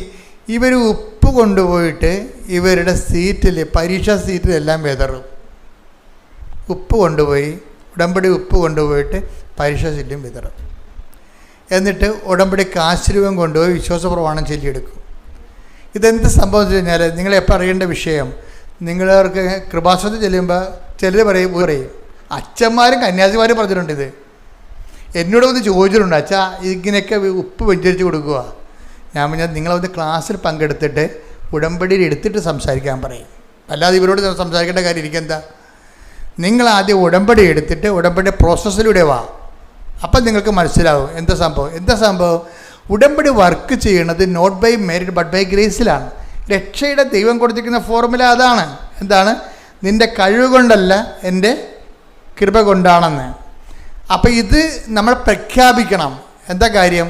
ഇത് നോട്ട് ബൈ എൻ്റെ മെറിറ്റല്ല, നിൻ്റെ കഴിവ്. അതാണ് ഈ ഉപ്പ് വെഞ്ചരിച്ച് നമ്മൾ കൊണ്ടുപോയി ഇപ്പോൾ ആ ഉപ്പ് വെഞ്ചരിച്ച് കൊണ്ടുപോയി അത് എന്ത് ഇടണം? അതിൻ്റെ ഒരു തരി ഇട്ടാൽ മതി. ആ കസേര ഇട്ടിട്ടാണ് ഇവർ ഇരിക്കണത്. എന്താ കാര്യം? ഞങ്ങൾ കൈപൊക്കി തോറ്റ് സമ്മതിക്കുന്നു. എൻ്റെ പഠനം കൊണ്ടോ എൻ്റെ ഓർമ്മശക്തി കൊണ്ടോ ഒന്നുമല്ല, അമ്മ ദൈവത്തിൻ്റെ കൃപ കൊണ്ടാണ് ഞങ്ങൾ ജയിക്കാൻ പോകണമെന്ന് പ്രഖ്യാപിക്കാൻ. അതിൻ്റെ ഒരു പ്രഖ്യാപനമാണ് ഈ ഉപ്പിടണത്. അല്ല ഉപ്പും പഞ്ചാരയും പഞ്ചരിച്ച് കൊടുത്തു കഴിഞ്ഞാൽ നമ്മൾ ആൾക്കാർക്ക് ഭക്ഷണത്തിന് രുചി കൂട്ടണ പോലുള്ള ഏർപ്പാടല്ല ഇത്. ഇത് മീഡിയമാണ്. എന്തിനാണ്?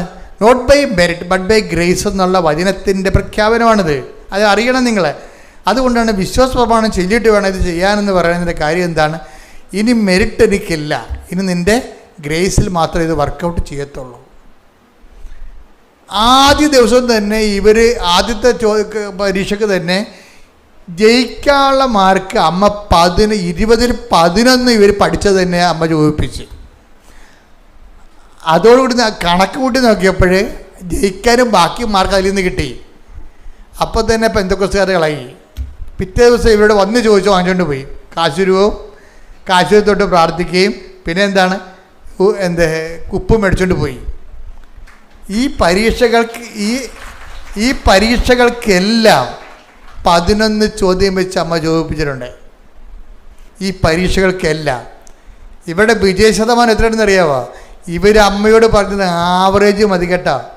അപ്പനും അമ്മയുടെ മുഖത്ത് നോക്കണമല്ല, ഇനി അതുങ്ങളെ കൊണ്ട് വേല എടുപ്പ് നടുപിടിച്ച് ഇനിയും പഠിക്കാനുള്ള കാശ് വീട്ടിലില്ല, അതുകൊണ്ട് ആവറേജ് തന്നാൽ മതി, ഞങ്ങൾക്ക് എങ്ങനെയെങ്കിലും ഞങ്ങൾ തല്ലിപ്പിടിച്ചോളാം. അമ്മ എല്ലാത്തിനും 45 മക്കൾക്കും ഡിസ്റ്റിങ്ഷൻ കൊടുത്തിരിക്കുകയാണ്.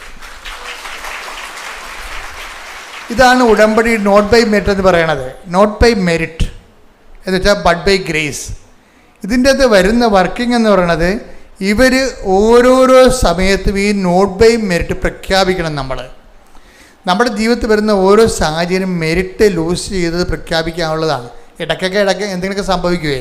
ബാങ്ക് മാനേജർ ലോൺ തരാമെന്ന് പറഞ്ഞ ആൾ പറയും, അയ്യോ പിറ്റേ ദിവസം ചിലവ് പറയും, സാറേ ബാങ്ക് ലോൺ അനുവദിച്ച് സാറ് തരാമെന്ന് പറഞ്ഞായിരുന്നു. ഏത് സാറ്? ഇന്ന സാറ്. അശോകനാ. അശോകൻ സ്ഥലം മാറിപ്പോയി എന്ന് പറയും. അയ്യോ എന്ന് പറയും. അതെന്താണ്? മെറിറ്റ് പോയതാണ് സംഭവം.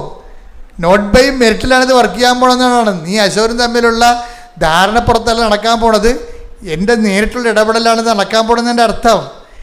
അതാണ് എൻ്റെ അത് വരുന്ന വിഷയം. എന്ന് വെച്ചാൽ ഇങ്ങനെ ഉടമ്പടി കാലത്ത് അടിക്കടി ചില സമയത്ത് ചില ട്രബിൾ സംഭവിക്കും. അതിൻ്റെ ഉദ്ദേശം എന്ന് പറയുന്നത് നിൻ്റെ മെറിറ്റ് ഡാമേജ് ആക്കി കളയുകയാണ്. എന്താണ്? നോട്ട് ബൈ മെറിറ്റിൽ വർക്ക് ചെയ്യാൻ പോണത് നിൻ്റെ യോഗ്യത കൊണ്ടല്ല, ദൈവത്തിൻ്റെ കൃപ കൊണ്ടാണ്. ഇനി സത്യസന്ധമായിട്ട് കമ്മ്യൂണിക്കേഷൻ ഫ്രണ്ട്ലി ആയിക്കഴിഞ്ഞാൽ, ഉടമ്പടിയിലൊരു കമ്മ്യൂണിക്കേഷൻ ഫ്രണ്ട്ലി എന്ന് പറഞ്ഞൊരു ലെവലുണ്ട്. എന്ന് വെച്ചാൽ നിങ്ങൾ സത്യസന്ധരാണ്, വിശ്വസ്തരാണെന്ന് ദൈവത്തിന് മനസ്സിലാകുന്നിടത്ത് വെച്ച് ഉടമ്പടി കമ്മ്യൂണിക്കേഷൻ ഫ്രണ്ട്ലി ആവും. നമുക്ക് ദൈവത്തോട് നേരിട്ട് സംസാരിക്കാം നമുക്ക്. അതായത് പക്ഷേ നമ്മൾ സത്യസന്ധരായിരിക്കണം, ഉടായ്പ കാണിക്കരുത്. ആ ഉടമ്പടിയുടെ 90 ദിവസം വരെ കാര്യം കാണാൻ വേണ്ടി കഴുതക്കാലം പിടിക്കണ പോലെ കഴുതക്ക് പോലെ അമ്മയുടെ കാരക്കയറി പിടിച്ചുകൊണ്ട് നടക്കുന്ന പാർട്ടിയാണ് പകുതി മുക്കാലും ഉള്ളത്. അതുകൊണ്ടാണ് ഈ പണി കിട്ടുന്നത്. അങ്ങനെയല്ല, നിങ്ങൾ സത്യസന്ധമായിട്ട് ദൈവത്തെ അന്വേഷിക്കുന്നതിൻ്റെ ഭാഗമായിട്ട് ജീവിതം set covenant, life set the covenant. ഇത് ഞാൻ കവനൻ്റൽ ലൈഫാണ് ഫോളോ ചെയ്യണത്. ആ ദൈവത്തിൻ്റെ ആനുകൂല്യം എന്ന് പറഞ്ഞതിനേക്കാളുപരി ദൈവം തന്നെയാണ് ഇതിൻ്റെ ആനുകൂല്യമെന്ന് ഞാൻ പ്രഖ്യാപിക്കണമെന്ന് പറഞ്ഞുകൊണ്ട് നമ്മൾ തോറ്റാലും ജയിച്ചാലും ഒരേ നിലവാരത്തിൽ ദൈവത്തിൻ്റെ കൂടെ വിശ്വസ്തയോടെ മുന്നേറും. ഈ മുന്നേറ്റം മുന്നോട്ട് പോകുമ്പോൾ കുറച്ച് കഴിയുമ്പോൾ ദൈവത്തിന് നമ്മളെ വിശ്വാസമാകും. അപ്പോഴാണ് കമ്മ്യൂണിക്കേഷൻ ഫ്രണ്ട്ലി ആകണത്. കമ്മ്യൂണിക്കേഷൻ നമ്മൾ പറയണതെല്ലാം ദൈവം കേൾക്കും, ദൈവം പറയണത് നമ്മൾ കേൾക്കും. ഇങ്ങനെ അങ്ങ് പോകുന്ന ലൈഫുണ്ട്. ഇപ്പോൾ ഈ ദിവസങ്ങളിൽ വേറൊരു സാക്ഷ്യം ഉണ്ടായി. പുണ്യ എന്നും പറഞ്ഞ കുഞ്ഞ്, നിങ്ങൾ സാക്ഷ്യം കേട്ട് കാണാം, ഇട്ടിട്ടുണ്ട്, അപ്പിയരുണ്ട്. അതായത് ഇവർ IAM മെറിറ്റിൽ കയറിയ ആളാണ്. നിങ്ങൾക്കറിയാലോ IAM എന്ന് പറയുന്നത് ഇന്ത്യൻ ഇൻസ്റ്റിറ്റ്യൂട്ട് ഓഫ് മാനേജ്മെൻറ്റ്, ഭയങ്കര IAS പോലെ റാങ്കിലുള്ളതാണ്. കുറേ അതുപോലെ അഡ്മിനിസ്ട്രേറ്റീവ് സർവീസ് ഉണ്ട്. ഇതുപോലെ ഈ ഫോറസ്റ്റിന് EFSR എന്നൊക്കെ പറയത്തല്ലേ, അപ്പം അതുപോലെ തന്നെയുള്ള സർവീസാണ് IAM. ഈ മാനേജ് ഇക്കണോമിക്, ഫൈനാൻസ്, ടാക്സേഷൻ ഇങ്ങനെയുള്ള മേഖലയിലാണ് ഇത്. മാനേജ്മെൻറ്റ് കോഴ്സാണിത്. ഇതിന് നമുക്ക് അഡ്മിഷൻ കിട്ടിയാൽ തന്നെ അപ്പം തന്നെ ജോലി ഉറപ്പാകും. അപ്പം IAM കയറി പറയുന്നത് ഭയങ്കര പാടാണ്. കാര്യം MG യൂണിവേഴ്സിറ്റിയിൽ നിന്ന് ഫസ്റ്റ് റാങ്കാണ്. ഫൈനാൻസ് ആൻഡ് ടാക്സേഷൻ കൊമേഴ്സിൽ ഫസ്റ്റ് റാങ്ക് കിട്ടിയ സ്റ്റുഡൻ്റാണ് പുണ്യ. പക്ഷേ പുണ്യ ഫസ്റ്റ് റാങ്ക് കിട്ടിയെങ്കിലും പുണ്യയെ സംബന്ധിച്ചുള്ള ഒരു പ്രശ്നമുള്ളതെന്ന് വെച്ച് കഴിഞ്ഞാൽ IAM പോകാനുള്ള കൊതിയുണ്ട്. പക്ഷേ അവിടെ നിന്ന് വെച്ചാൽ കോമ്പറ്റീഷനാണ്. കാര്യം ഈ ഓൾ ഇന്ത്യ എക്സാമാണത്. ചിലപ്പോൾ 8 ലക്ഷം പേര് എഴുതും, ചിലപ്പോൾ 5 ലക്ഷം പേര് എഴുതും. മെറിറ്റ് സീറ്റ് പോലും 2500 ഉള്ളൂ. ഈ 3 ലക്ഷം പേർ എഴുതിയാലും 8 ലക്ഷം പേർ എഴുതിയാലും മെറിറ്റ് സീറ്റ് എന്ന് പറയണത്, യോഗ്യതയിൽ കയറണത് സീറ്റ് 2500 ഉള്ളൂ. അപ്പോൾ ഇന്ത്യ മുഴുവനുമുള്ള ആൾക്കാർ 8 ലക്ഷം ആൾക്കാർ 5 ലക്ഷം ആൾക്കാരായിട്ട് കോമ്പറ്റ് ചെയ്യാനാണ്. അതിൽ 2500 കയറി വരണം, പാടാണ്. അത്തരം ഇടിപെട്ട് ടെസ്റ്റുകളാണ് ഉള്ളത്. പക്ഷേ ഇവളതുകൊണ്ട് പുണ്യം പറയും, ഉടമ്പടി എടുത്തിട്ട് പറയും, അമ്മ ഞാൻ അടുത്ത കൊല്ലം എഴുതാം, എനിക്കിപ്പോൾ തന്നെ ആംബിയർ ഇല്ലെന്ന് പറയും. അതാണ് ഫസ്റ്റ് പോയിൻ്റ്. എന്താണ്? അടുത്ത കൊല്ലം കാറ്റ് എക്സാമിനാണ് പോകേണ്ടത്. അതായത് അത് അടുത്ത കൊല്ലം എഴുതാം, എനിക്ക് ഒരു കൊല്ലം ഞാൻ പഠിച്ചിട്ട് അടുത്ത കൊല്ലം എഴുതാം. ഇപ്പോഴത്തെ അടുത്ത കൊല്ലത്തിനെ ഒക്കുമെന്ന് അറിയത്തില്ല, കാര്യം ഹൈ കോമ്പറ്റീഷൻ അല്ലേ ഈ സംഭവം. പക്ഷെ ഉടമ്പടി എടുത്തു കഴിഞ്ഞ് കുറച്ച് കഴിഞ്ഞപ്പോൾ തോന്നി ഈ ഒരു കൊല്ലം വെറുതെ കളയണ എന്താ, എഴുതി നോക്കാമെന്ന് പറയും. ഒരു കൊല്ലം വെറുതെ കളയണ എന്താ, എഴുതി നോക്കാമെന്ന് പറയും. അങ്ങനെ IIM-ൽ പരീക്ഷയ്ക്ക് പോകും. IIM-ൽ പരീക്ഷയ്ക്ക് പോയി കഴിഞ്ഞിട്ട് അപ്പോൾ 2 ആഴ്ച സംബന്ധിച്ചിടത്തോളം 2 ആഴ്ച ഈ ഇംഗ്ലീഷ് ഇവർക്ക് ഭയങ്കര ഫ്ലുവൻ്റാണ്. പക്ഷെ മാത്സിൻ്റെ അകത്ത് വരുമ്പോൾ വെള്ളം കുടിക്കും. അപ്പം അതുകൊണ്ട് മാത്സ് എന്തുമാത്രം അവസാനം അത് തലക്കയറാത്തൊരവസ്ഥ വന്നു. അപ്പോൾ ഇവൾ അമ്മയോട് കമ്മ്യൂണിക്കേറ്റ് ചെയ്യും. അമ്മയോട് പറയും, അമ്മ എൻ്റെ IIM ഓണർ ചെയ്യുന്നുണ്ടോ എന്ന് ചോദിക്കും. അതാണ് കമ്മ്യൂണിക്കേഷൻ ഫ്രണ്ടിൽ എന്ന് പറയണത്. അമ്മ IIM ഓണർ ചെയ്യുന്നുണ്ടെങ്കിൽ എനിക്കതിന് എന്നെ ബോധ്യപ്പെടുത്തുമെന്ന് പറയും. അമ്മ അവിടെ ഉണ്ടെന്നുള്ളതിനെ എന്നെ ബോധ്യപ്പെടുത്തുമെന്ന് പറയും. അപ്പോൾ കമ്മ്യൂണിക്കേഷൻ പോകണം. അമ്മ അവിടെ ഉണ്ട്, പരീക്ഷാ ഹാളിൽ ഉണ്ടെന്ന് എന്നെ ബോധ്യപ്പെടുത്തണമെന്ന് പറയും. അതിന് ഇവൾ 3 കണ്ടീഷൻസ് അമ്മയോട് വെക്കും. എന്താ വെക്കണം? ഒന്നാമത്തെ കണ്ടീഷൻസ്, എൻ്റെ ഇൻവിജിലേറ്റർ അമ്മയുടെ കളറിൽ ബ്ലൂവിൽ വരണം. പിന്നെ എൻ്റെ ബയോമെട്രിക്സിൽ എൻ്റെ ഇൻവിജിലേറ്റർ അയാൾ ഗ്രീനിൽ വരണം. എനിക്ക് അവിടെ തന്നെ കമ്പ്യൂട്ടർ 7 എന്ന് പറഞ്ഞ നമ്പർ ഉണ്ടാകണം. എങ്കിൽ ഈ പരീക്ഷ അമ്മ എഴുതുമെന്ന് ഞാൻ മനസ്സിലാക്കുമെന്ന് പറയും. ഇതാണ് ഇവർ തമ്മിലുള്ള കമ്മ്യൂണിക്കേഷൻ എന്ന് പറഞ്ഞാൽ ഇതാണ്. നിങ്ങൾ നോക്കിയാൽ ഉടമ്പടി എന്ത് റേഞ്ചാണെന്ന് നോക്കിയേ. ഇങ്ങനെ വളരുകയാണ് മനുഷ്യരെ. ഉടമ്പടി ഒപ്പം ദൈവമായിട്ട് വിളിപ്പുറത്ത് നിന്ന് അങ്ങോട്ടും ഇങ്ങോട്ടും സംസാരിച്ച് ടേംസ് ആൻഡ് കണ്ടീഷൻസ് ഫിക്സ് ചെയ്തിട്ട് ഇവരുടെ ടേംസിലേക്ക് അമ്മ വരണ ഭയങ്കര രസമാണ്. ഇവർ ചെല്ലുമ്പോൾ എക്സാം ഹോളിലോട്ട് ചിലപ്പോൾ തന്നെ ഇൻവിജിലേറ്റർ ഈ പറഞ്ഞിരിക്കുന്ന ബ്ലൂ കളറിലേക്ക് വരും. അതിൻ്റെ ആ എക്സാം കഴിഞ്ഞതിന് ശേഷം ബയോമെട്രിക്സ് ചെല്ലുമ്പോൾ അയാൾ ഗ്രീനിൽ ഇങ്ങോട്ട് വരും, ഗ്രീൻ ഷർട്ടൊക്കെ ഇട്ട് വരും. കമ്പ്യൂട്ടർ ചെല്ലുമ്പോൾ കമ്പ്യൂട്ടർ എന്താണ് അവൾ 7 എന്നാണ് പറയണത്. 7 എന്ന് അവൾ പറഞ്ഞാൽ ഞാൻ 7 എന്ന് അമ്മയോട് പറയാൻ കാര്യം 7 അല്ലേ അമ്മയുടെ ഡേറ്റ്. അമ്മ പ്രത്യക്ഷപ്പെട്ടത് 7 അല്ലേ, അതാണ് വിഷയം. അതുകൊണ്ടാണ് എൻ്റെ കമ്പ്യൂട്ടറിൽ 7 നമ്പർ ഉണ്ടാവണം. അപ്പോൾ നോക്കി കമ്പ്യൂട്ടർ കൊടുത്തപ്പോൾ 1771 ഇത്രയും ക്ലിയറാണ്. പിന്നെ ഇവൾ പെട്ടെന്ന് എഴുതി ആ എല്ലാ കാര്യം പ്രോസസ്സെല്ലാം കഴിഞ്ഞ് ആ സ്വന്തം മെറിറ്റിൽ കയറിയിരിക്കുക പെട്ടെന്ന് ആൾ. ആദ്യമായിട്ടാണ് ഒരു IIM-നെ ഈ ഉടമ്പടിയിലൂടെ മെറിറ്റിൽ വരുന്ന സാക്ഷ്യമുള്ളത്. അത് വെച്ച് കഴിഞ്ഞാൽ ഞാൻ ഓർക്കണത് എന്ന് വെച്ച് കഴിഞ്ഞാൽ ഓരോ വിഷയത്തിനും കുട്ടികൾ ശ്രദ്ധാപൂർവമാണ് അമ്മയോട് കമ്മ്യൂണിക്കേറ്റ് ചെയ്യണത്. ഒന്നാമത്തതിൻ്റെ ഒരു കാര്യം വെച്ച് കഴിഞ്ഞാൽ ഇവർ ഈ വിഷയത്തിൽ ദൈവഭയത്തോടു കൂടിയാണ് പെരുമാറണത്. ഒക്കട്ടെ എന്ന് പറയത്തില്ലേ, അങ്ങനെ അല്ല. ഇത് ഒത്തേ മതിയാവത്തുള്ളൂ. അതുകൊണ്ട് ദൈവം ഈ വിഷയത്തിൽ ഇടപെടുമെന്ന് പരിശുദ്ധാത്മാവ് ഇവർക്ക് നൽകുന്ന ഒരു സൂചന. അതായത് ഈ യോഹന്നാൻ 16:14 എടുത്തേ. അവൻ സ്വമേധയാ ആയിരിക്കില്ല സംസാരിക്കുന്നത്. അവൻ കേൾക്കുന്നത് മാത്രം സംസാരിക്കും. വരാനിരിക്കുന്ന കാര്യങ്ങൾ അവൻ നിങ്ങളെ അറിയിക്കും. ഒന്ന് പറഞ്ഞേ 16:14. ഒന്ന് വരാനിരിക്കുന്ന കാര്യങ്ങൾ അവൻ നിങ്ങളെ അറിയിക്കും. അപ്പൊ ഇത് ഈ പ്രൊവിഷൻ കിടക്കണതാണിത്. ഇതിന് സാധ്യതയുണ്ട്. സംഭവിക്കാൻ പോകുന്ന കാര്യങ്ങളെ നേരത്തെ ദൈവം അറിയിക്കാനുള്ള സാധ്യതയുണ്ട്. അതനുസരിച്ചുകൊണ്ടാണ് ഇവർ ക്വസ്റ്റ്യൻ ഉണ്ടാക്കുന്നത്. ഇത് പരിശുദ്ധാത്മാവിൻ്റെ പ്രവർത്തനമാണ്. ഉടമ്പടിയിൽ കമ്മ്യൂണിക്കേഷൻ സാധിക്കുന്നത് വിശുദ്ധിയോടെ ജീവിക്കുമ്പോൾ, പ്രേക്ഷിതരായി ജീവിക്കുമ്പോൾ, സുവിശേഷം കൈമാറാൻ വേണ്ടി ജീവിക്കുമ്പോൾ, കർത്താവിൻ്റെ വചനം പാലിക്കാൻ വേണ്ടി ജീവിക്കുമ്പോൾ പരിശുദ്ധാത്മാവാണ് ആ ലെവലിൽ നമ്മളെ സഹായിക്കുന്നത്.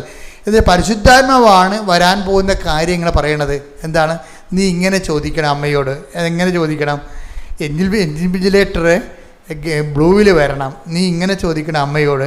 എന്താണ്? നിൻ്റെ ബയോമെട്രിക്സ് ഗ്രീനിൽ വരണം. നീ ഇങ്ങനെ ചോദിക്കണം അമ്മയോട്. 7 ചേർത്ത കമ്പ്യൂട്ടർ തരണം. പരിശുദ്ധാത്മാവാണ് ഇവിടെ ഉള്ളിൽ തോന്നിക്കണത്. അത് തന്നെ മറ്റേ കുഞ്ഞുങ്ങൾ തോന്നുന്നത്. വരാൻ പോകുന്ന പരീക്ഷകൾ ഞങ്ങൾ ഇത്ര ക്വസ്റ്റ്യൻ എഴുതുമ്പോൾ ആ ക്വസ്റ്റ്യൻ പറഞ്ഞു കൊടുക്കുന്ന പരിശുദ്ധാത്മാവായിരിക്കും. എന്താ കാര്യം? അതിനുള്ള പ്രൊവിഷൻ ഉണ്ട്. ഇതൊരു വാഗ്ദാനമാണ് അല്ലേ? വരാൻ പോകുന്ന കാര്യങ്ങൾ അറിയാനുള്ള വാഗ്ദാനമാണ്.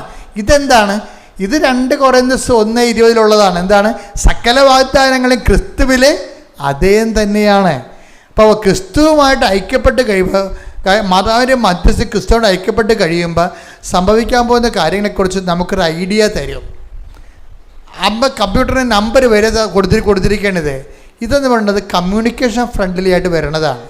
ഇത് ഉടമ്പടിയുടെ റേഞ്ചാണ്. ശരിക്കും ഒരു പുതിയ മാനങ്ങളിലേക്കും ജീവിത ദൈവത്തിനെക്കുറിച്ചുള്ള ആ ഒരു ജ്ഞാനവരങ്ങളിലേക്കും അനുഭവജ്ഞാനത്തിലേക്കും പുതിയ ആത്മീയ അനുഭവത്തിൻ്റെ പുതിയ തലമുറകളിലേക്ക് ഉടമ്പടി തലമുറ പ്രവേശിക്കുകയാണ്. കൈയടിച്ച് ശ്രുതിക്കട്ടെ. ഹല്ലേലൂയ, ഹല്ലേലൂയ, ഹല്ലേലൂയ, ഹല്ലേലൂയ, ഹല്ലേലൂയ. മഹത്വം, മഹത്വം, ആരാധന, ആരാധന. ദൈവപിതാവേ നന്ദി, ദൈവപിതാവേ മഹത്വം, ദൈവപിതാവേ ആരാധന. ഹല്ലേലൂയ,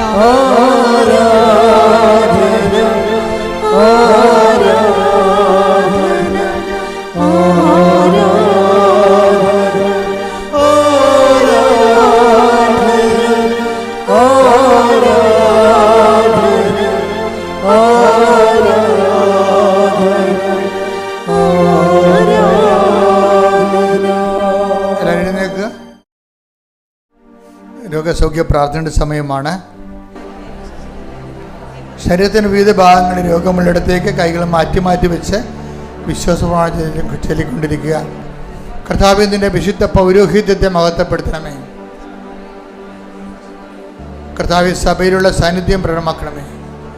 39 വർഷം അർപ്പിച്ച കൃപാന്റെ യോഗ്യതയാൽ കൃപാസ്ഥാന ജീവനോടെ പ്രത്യക്ഷപ്പെട്ട പരിശുദ്ധമ്മയുടെ മാധ്യസ്ഥത്തിൽ ഉച്ചമുള്ളങ്കാല് വരെ കർത്താവിൻ്റെ രക്തം പടരട്ടെ. എല്ലാ കോശങ്ങളിലും പെശുകളിലും കർത്താവിൻ്റെ രക്തം പടരട്ടെ. ആമാശയ രോഗങ്ങൾ, കുടരോഗങ്ങൾ, കുടലത്തടിപ്പുകൾ, കുടലിടിയുന്ന ആമാശയം ഇടിയുന്ന അവസ്ഥകൾ കർത്താവിൻ്റെ നാമത്തിൽ സൗഖ്യമാകട്ടെ. അസ്ഥിക്കുഴകൾ, അസ്ഥിസന്ധികൾ, അസ്ഥി ദ്രവിക്കുന്ന അവസ്ഥകൾ കർത്താവിൻ്റെ നാമത്തിൽ സൗഖ്യപ്പെടട്ടെ. ശരീരം വരഞ്ഞു വരഞ്ഞു വരുന്ന അവസ്ഥകൾ, ത്വക്കുകൾ വരഞ്ഞു വരഞ്ഞു വരുന്ന അവസ്ഥകൾ, സോറിയാസിസ് രോഗങ്ങൾ, ശരീരത്തിലുണ്ടാകുന്ന മുഴകൾ, സിസ്റ്റുകൾ, ചിരങ്ങുകൾ, തൊലിയുടെ നിറവ്യത്യാസങ്ങൾ കർത്താവിൻ്റെ വിശുദ്ധമായ രക്തത്തെ കഴുകപ്പെടട്ടെ. തൊണ്ടയുടെ മുഴകൾ ഈശോയുടെ നാമത്തെ അപ്രത്യക്ഷമാകട്ടെ. സ്പോണ്ടിലോസിസ് രോഗികൾ കർത്താവിൻ്റെ തിരുമുറിവാടുന്ന വലതുകരം പിൻകഴുത്തിൽ വെക്കട്ടെ. കർത്താവിൻ്റെ തിരുമുറിവാടുന്ന വലതുകരം പിൻകഴുത്തിൽ വെക്കട്ടെ. സ്പൈനക്കോഡിൻ്റെ രോഗങ്ങൾ കർത്താവിൻ്റെ ഉന്നതമായ നാമസൗഖ്യം പ്രാപിക്കട്ടെ. ശരീരമാസകരം നീരും നീരിൻ്റെ മൂലകാരണങ്ങൾ യേശുവിൻ്റെ നാമസൗഖ്യപ്പെടട്ടെ. കിഡ്നി രോഗികൾ, കരരോഗികൾ, ഹൃദയരോഗികൾ, പാൻക്രിയാസ് രോഗികൾ, ശ്വാസകോശ രോഗികൾ കർത്താവിന്റെ നാമത്തിൽ സൗഖ്യം പ്രാപിക്കട്ടെ. ശ്രദ്ധിക്കട്ടെ. ഹല്ലേലൂയ, ഹല്ലേലൂയ, ഹല്ലേലൂയ, ഹല്ലേലൂയ, ഹല്ലേലൂയ. എല്ലാവരും അനുസരിച്ചുകൊണ്ട് അങ്ങയുടെ നാമത്തെ ഈ ആരാധനയിലൂടെ വീണ്ടും വീണ്ടും മഹത്വപ്പെടുത്തണമേ.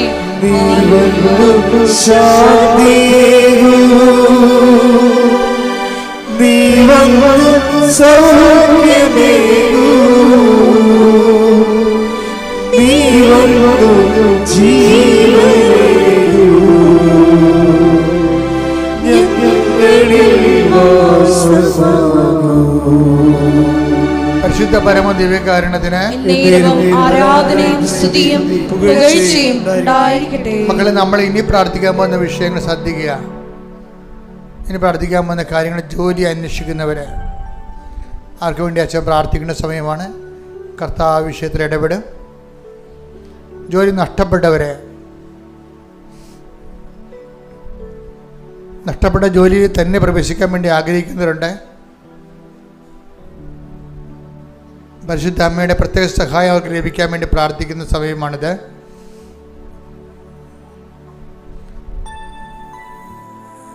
വീട് ഇല്ലാത്തവർ, വീട് സ്ഥലവുമില്ലാത്തവർ,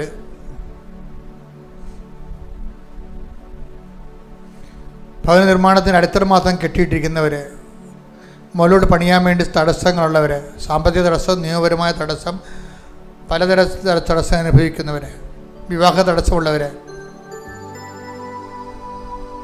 മക്കളില്ലാത്തവർ,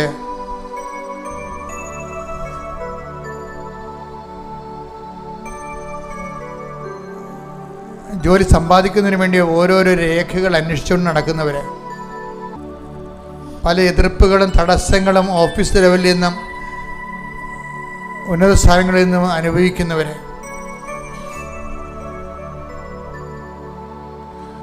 പിരിഞ്ഞുപോയ മാതാപിതാക്കന്മാർ, ഭാര്യാഭർത്താക്കന്മാർ, അവർ വീണ്ടും ഒരുമിച്ച് കൂടാൻ ആഗ്രഹിക്കുന്നവർ, കേസിലകപ്പെട്ടിരിക്കുന്നവർ, അത് വിടുതലിന് വേണ്ടി പ്രാർത്ഥിക്കുന്നവർ, ഭാഗോടമ്പടികൾ, കോടതി കേസുകൾ, സ്ഥലസംബന്ധമായ കേസുകൾ, അതിലെല്ലാം വല്ലാത്ത വൈഷമ്യങ്ങൾ അനുഭവിക്കുന്നവർ, ജീവിതം ഇങ്ങനെ നിന്ന് നിലച്ചു പോയവർ, ഇനി ഒരടി മുന്നോട്ട് പോകാൻ പറ്റാത്ത രീതിയിൽ ജീവിതം നിലച്ചു പോയവർ, മനസ്സുകൊണ്ട് നിലച്ചു പോയവർ,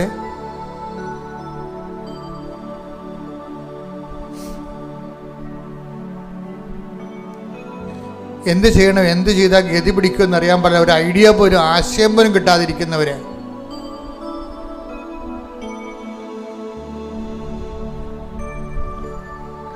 ദൂരയാത്രയ്ക്ക് വേണ്ടി ഒരുങ്ങുന്നവർ, അതിനുവേണ്ടി ശ്രമിച്ചിട്ട് പരാജയപ്പെടുന്നവർ, സമ്പത്ത് അന്യായമായിട്ട് അന്യൻ്റെ കയ്യിൽ അകപ്പെട്ടിട്ട് തിരിച്ചു കിട്ടാത്തവർ,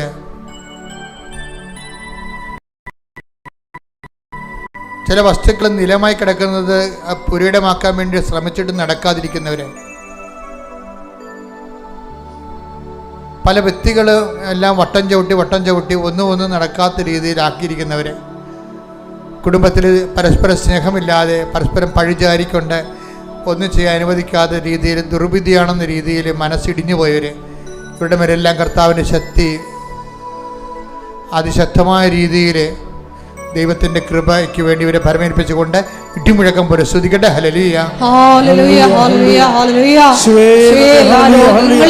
ജീവിത ദുരിതങ്ങളെ ഏറ്റെടുത്തുകൊണ്ട് കർത്താവിന്റെ ഉന്നതമായ നാമത്തിൽ സഭയുടെ അധികാരത്തിൽ 39 വർഷം അർപ്പിച്ച കൃപാന്റെ യോഗ്യതയാൽ കൃപാസമർത്താരെ ജീവനോടെ പ്രത്യക്ഷപ്പെട്ട പരിശുദ്ധമ്മയുടെ മധ്യസ്ഥ അൾത്താരെ നടന്ന 10,000-കണക്കിന് ആരാധന ശക്തിയാൽ യേശുവിൻ്റെ ഉന്നതമായ നാമത്തിലെ നിന്റെ മുഴുവൻ തടസ്സങ്ങൾ, സ്കൂളിന് അഡ്മിഷൻ കിട്ടാനുള്ള തടസ്സങ്ങൾ, പരീക്ഷയ്ക്ക് ഉന്നതമായ വിജയം കൈവരിക്കാനുള്ള തടസ്സങ്ങൾ, അതുപോലെ തന്നെ റീവാലുവേഷൻ കൊടുത്തിട്ടുള്ളവർ, അഡ്മിഷന് വേണ്ടി ഉന്നത വിദ്യാഭ്യാസത്തിന് വേണ്ടി പരിശ്രമിക്കുന്നവർ, അതുപോലെ സ്കൂളിൻ്റെ തന്നെ പെർമിഷൻ കിട്ടാൻ വേണ്ടി പ്രയാസമുള്ളവർ, ക്ലാസ് റൂമിൻ്റെ പെർമിഷൻ കിട്ടാൻ വേണ്ടി പ്രയാസമുള്ളവർ, പല തരത്തിലുള്ള ഹൗസിന് നമ്പർ കിട്ടാത്തവർ, ഇങ്ങനെ എല്ലാ തടസ്സങ്ങളും യേശുവിൻ്റെ നാമത്തിൽ പരിശുദ്ധമ്മയുടെ മധ്യസ്ഥത്തിലെ മാർഗ തടസ്സങ്ങൾ യേശുവിന്റെ നാമത്തിൽ മാറിപ്പോകട്ടെ. ദുരിതങ്ങളും തടസ്സങ്ങളും നീങ്ങിപ്പോയിക്കൊണ്ട് നാമത്തെ ആരാധനയിലൂടെ വീണ്ടും മാറ്റപ്പെടണമേ. യേശുവേ നന്ദി, യേശുവേ ആരാധന. ഹല്ലേലൂയ.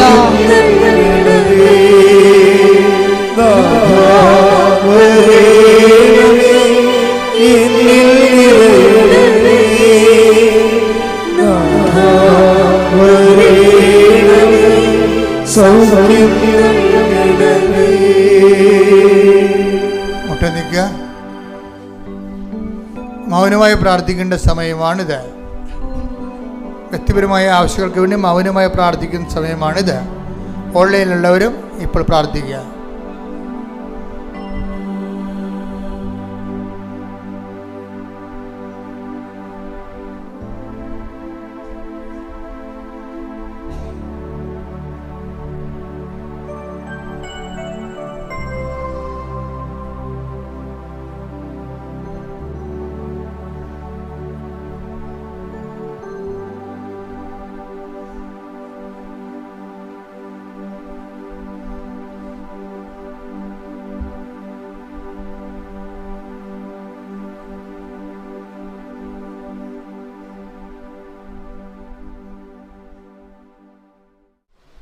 ഒരിക്കൽ കൂടി മരിയൻ ഉടമ്പടിയിൽ സമർപ്പിച്ചിരിക്കുന്ന എല്ലാ വിഷയങ്ങളും ദൈവമാതാവിൻ്റെ മധ്യസ്ഥയിൽ ദിവ്യകാരുണ്യ സന്നിധിയിൽ നമുക്ക് വിട്ടുകൊടുത്ത് പ്രാർത്ഥിക്കാം. ഹെബ്രായർ 4:16 തിരുവചനമനുസരിച്ച് വേണ്ട സമയത്ത് കരുണയും കൃപാവരവും ലഭിക്കുന്നതിനു വേണ്ടി പ്രത്യാശയുടെ കൃപാവരത്തിൻ്റെ സിംഹാസനത്തെ പ്രത്യാശയോടുകൂടി നമുക്ക് സമീപിക്കാം. ദൈവമാതാവിൻ്റെ പ്രത്യേകമായിട്ടുള്ള മധ്യസ്ഥം ഈ സമയം നമുക്ക് യാചിക്കാം. തക്ക സമയത്ത് ദൈവമാതാവ് പുത്രനോട് പറഞ്ഞ് നമ്മുടെ വിഷയങ്ങളിൽ സമയബന്ധിതമായി ഇടപെട്ടുകൊണ്ട് എത്രയും വേഗം പ്രത്യക്ഷീകരണത്തിൻ്റെ സാക്ഷ്യമായി ഈ അൾത്താരയിൽ നിൽക്കാനുള്ള കൃപയ്ക്ക് വേണ്ടി പ്രാർത്ഥിച്ചുകൊണ്ട് ശിരസ്സ് നമിച്ച് നമുക്ക് ദിവ്യകാരുണ്യനാഥൻ്റെ ആശീർവാദം സ്വീകരിക്കാം.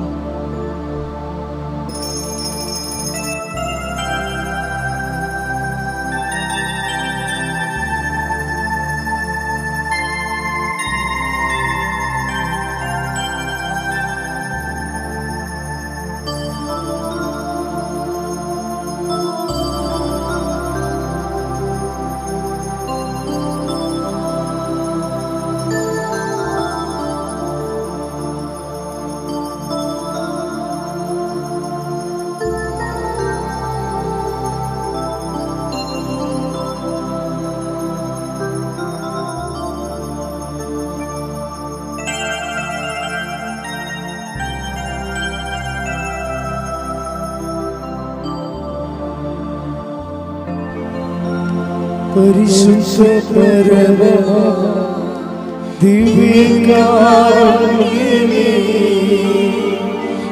എന്നുമെന്നും അങ്ങേക്ക് ആരാധന. പരിശുദ്ധ പരമ ദിവ്യകാരുണ്യമേ, എന്നുമെന്നും അങ്ങേക്ക് പരിശുദ്ധ പരമ ദിവ്യകാരുണ്യമേ, എന്നുമെന്നും അങ്ങേക്ക്